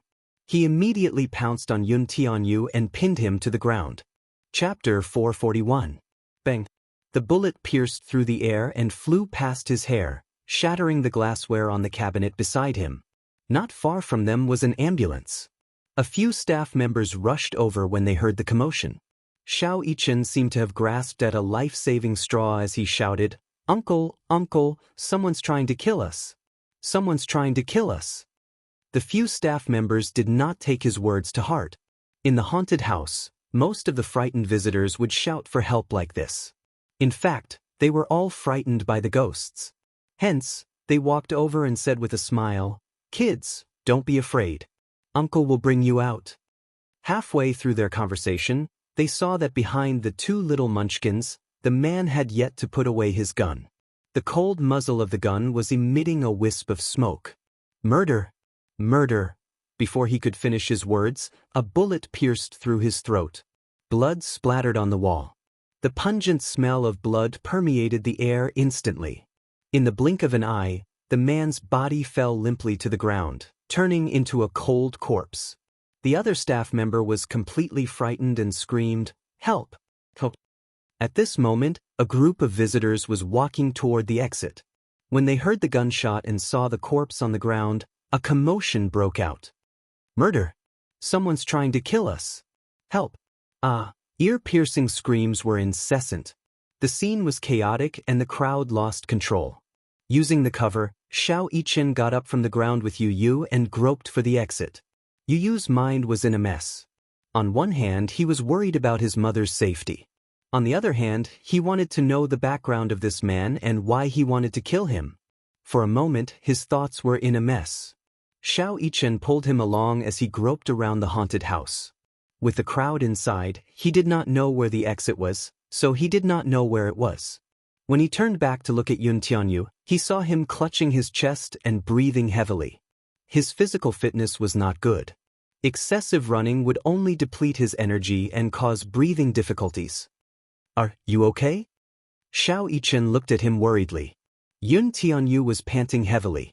His small hand clutched his chest tightly as his face contorted in pain. His left hand fumbled in his trouser pocket and finally found a bottle of medicine. He swallowed the medicine, and his brows relaxed a little. Xiao Yichen could not care less. He gritted his teeth and carried him on his back. Yu Yu's heart skipped a beat. You, don't speak, it's more important to conserve your energy. Xiao Yichen said this as he looked around. Yun Tianyu took out his phone to check the route. Closing his eyes slightly, every escape route on the haunted house's blueprint appeared clearly in his mind. He slowly said, I know the way. Go straight ahead and turn left at the end. Are you sure? Little Yichen was a little skeptical. Trust me. Following Yu Yu's direction, Xiao Yichen carried him and dashed toward the exit. Yu had a strong sense of direction. Even in the dark, he could tell which way would lead him to the exit with the help of the dim light. Chapter 442. Xiao Yichen carried him on his back with nimble steps. His physical strength was considered outstanding even among teenagers, let alone children of his age. Soon, they successfully escaped from the haunted house. Outside the haunted house, the crowd was in a mess. Amidst the chaos, Xiao Yichen vaguely saw a man hiding in the crowd, searching for them. Alarmed, he ran in the opposite direction. The man turned his gaze and quickly spotted Xiao Yichen and Yun Tianyu in the crowd. He followed their footsteps and followed them closely. Yun Tianyu quickly recovered and struggled to get down from Xiao Yichen's back. Xiao Yichen held his hand tightly. Seeing the Ferris wheel not far away, he had an idea.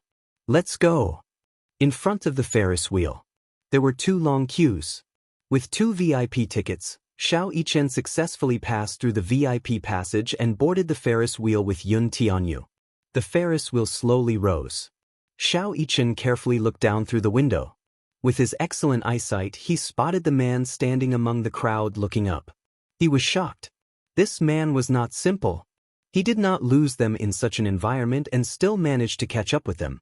Was his tracking ability that good? In contrast to Xiao Yichen's panic, Yun Tianyu calmly sat in his seat and dialed Li Hanlin's number. He requested for a security team to pick them up at the Ferris wheel within 5 minutes. After hanging up the phone, he leaned against a corner. His face was expressionless. Little Yichen turned around and saw that the man's complexion was terrible. His lips were pale and he looked extremely weak. After the intense chase earlier, Xiao Yichen knew that Yu must be exhausted, but more than that, he thought that he had not experienced such a thrilling scene before. Hence, he thought that he was scared out of his wits, so he walked over and held his shoulders.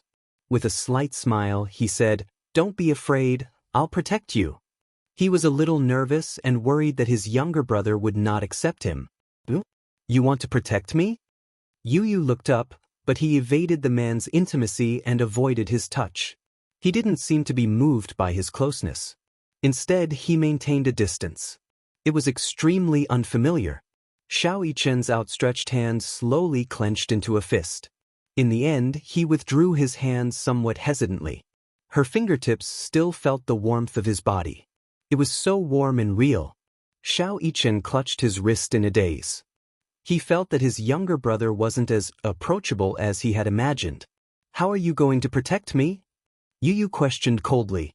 Clearly, he felt that the child standing in front of him was so weak. He did not believe that the child could protect him. "I'm stronger and taller than you. I can definitely protect you," Xiao Yichen said stubbornly. Yu looked up slightly. His gaze was cold and indifferent. He did not seem to accept Xiao Yichen's closeness, and there was a faint sense of alienation on his face. He looked at Xiao Yichen. Even though he was sitting in his seat, Xiao Yichen was much taller than him when he stood in front of him. He was tall enough for Xiao Yichen to raise his head and look up at him. Xiao Yichen was eager to prove that he had the ability to protect his younger brother. However, when his words reached Yu's ears, they had a different meaning. Was this child mocking him for being shorter than him? Chapter 443.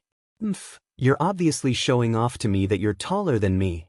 I'm not. You're not smart enough, so you're using your height to make up for it? Yu frowned unhappily. Xiao Yichen panicked and tried to explain himself. "I'm not mocking you for being short. Don't misunderstand. Also, I'm not stupid." "You're not stupid?" Yu's lips suddenly curled into a mocking smile. "Then tell me, how much is 1 plus 2 plus 3 plus 4 plus 5 plus 6? Give me an answer in 5 seconds. Xiao Yichen had no time to protest. He quickly stretched out his chubby little hands and started counting with his fingers. He looked serious and was racing against time. "Time's up. What's your answer?" 20. Little Yichen's head spun as he did the math. He hated it the most. 21. Idiot. "Don't call me an idiot," Little Yichen pouted. His confidence had been smashed to smithereens, and he felt aggrieved. The little brother he tried his best to protect had such a vicious mouth. Moreover, he didn't seem to like him. But he really liked this little brother of his. He was different from the cold and arrogant attitude he had with other people. Standing in front of Yu, he was more like a helpless older brother who had never tried to coax anyone. However, the way he looked at Yu was gentle. The expression on his face was anxious and uneasy because he had been misunderstood. "You caused me to be separated from Mommy. I don't want to talk to you." Yu was anxious when he thought about how Mommy was missing and didn't know what was going on. Hence, he turned his head and ignored him. "I'm sorry, I didn't do it on purpose. I didn't know she was your mommy. She's your mommy too." "You didn't know?" Yu glanced at him coldly from the corner of his eyes. His thin lips parted slightly as he said, Mui-chen, she's your biological mommy. Remember this well. She is my biological mommy? Xiao Yichen was a little confused. Initially, he knew that Yun Tianyu was his biological younger brother because blood relations could not lie. How could there be a child in this world who looked so similar to him, or even almost exactly the same? The same blood flowed in his veins. Therefore, he had an inexplicable telepathic connection with his younger brother. It had been there for as long as he could remember. He would often have a dream.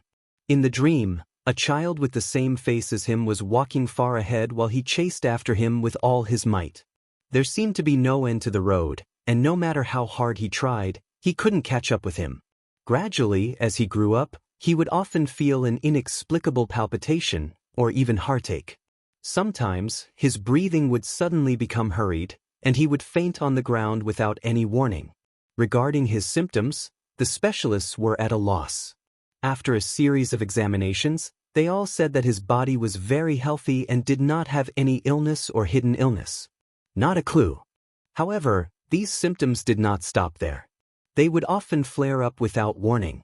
As he grew up, his soul seemed to be able to enter that child's body in his dreams. Be it joy, anger, sorrow, or even illness, he could feel it as if it were his own body. He gradually understood that this was probably the shackles hidden in his bloodline. Chapter 444. Hence, when he first saw Yun Tianyu, he did not even question his identity and was certain that he was his younger brother. This was because the feeling this child gave him was exactly the same as in his dream. What he did not know, though, was that his biological mother was Yun Shirshir. His first reaction was that Yun Shirshir was Yun Tianyu's foster mother. Hence, he naturally assumed that Yun Tianyu was unaware of his real identity and had been kept in the dark all this while. Hence, he was very surprised by Yun Tianyu's words. I have a mommy, he reminded him softly. Brother, my mommy is also your mommy. Mui-chen, I only have one mommy. Yun Tianyu frowned.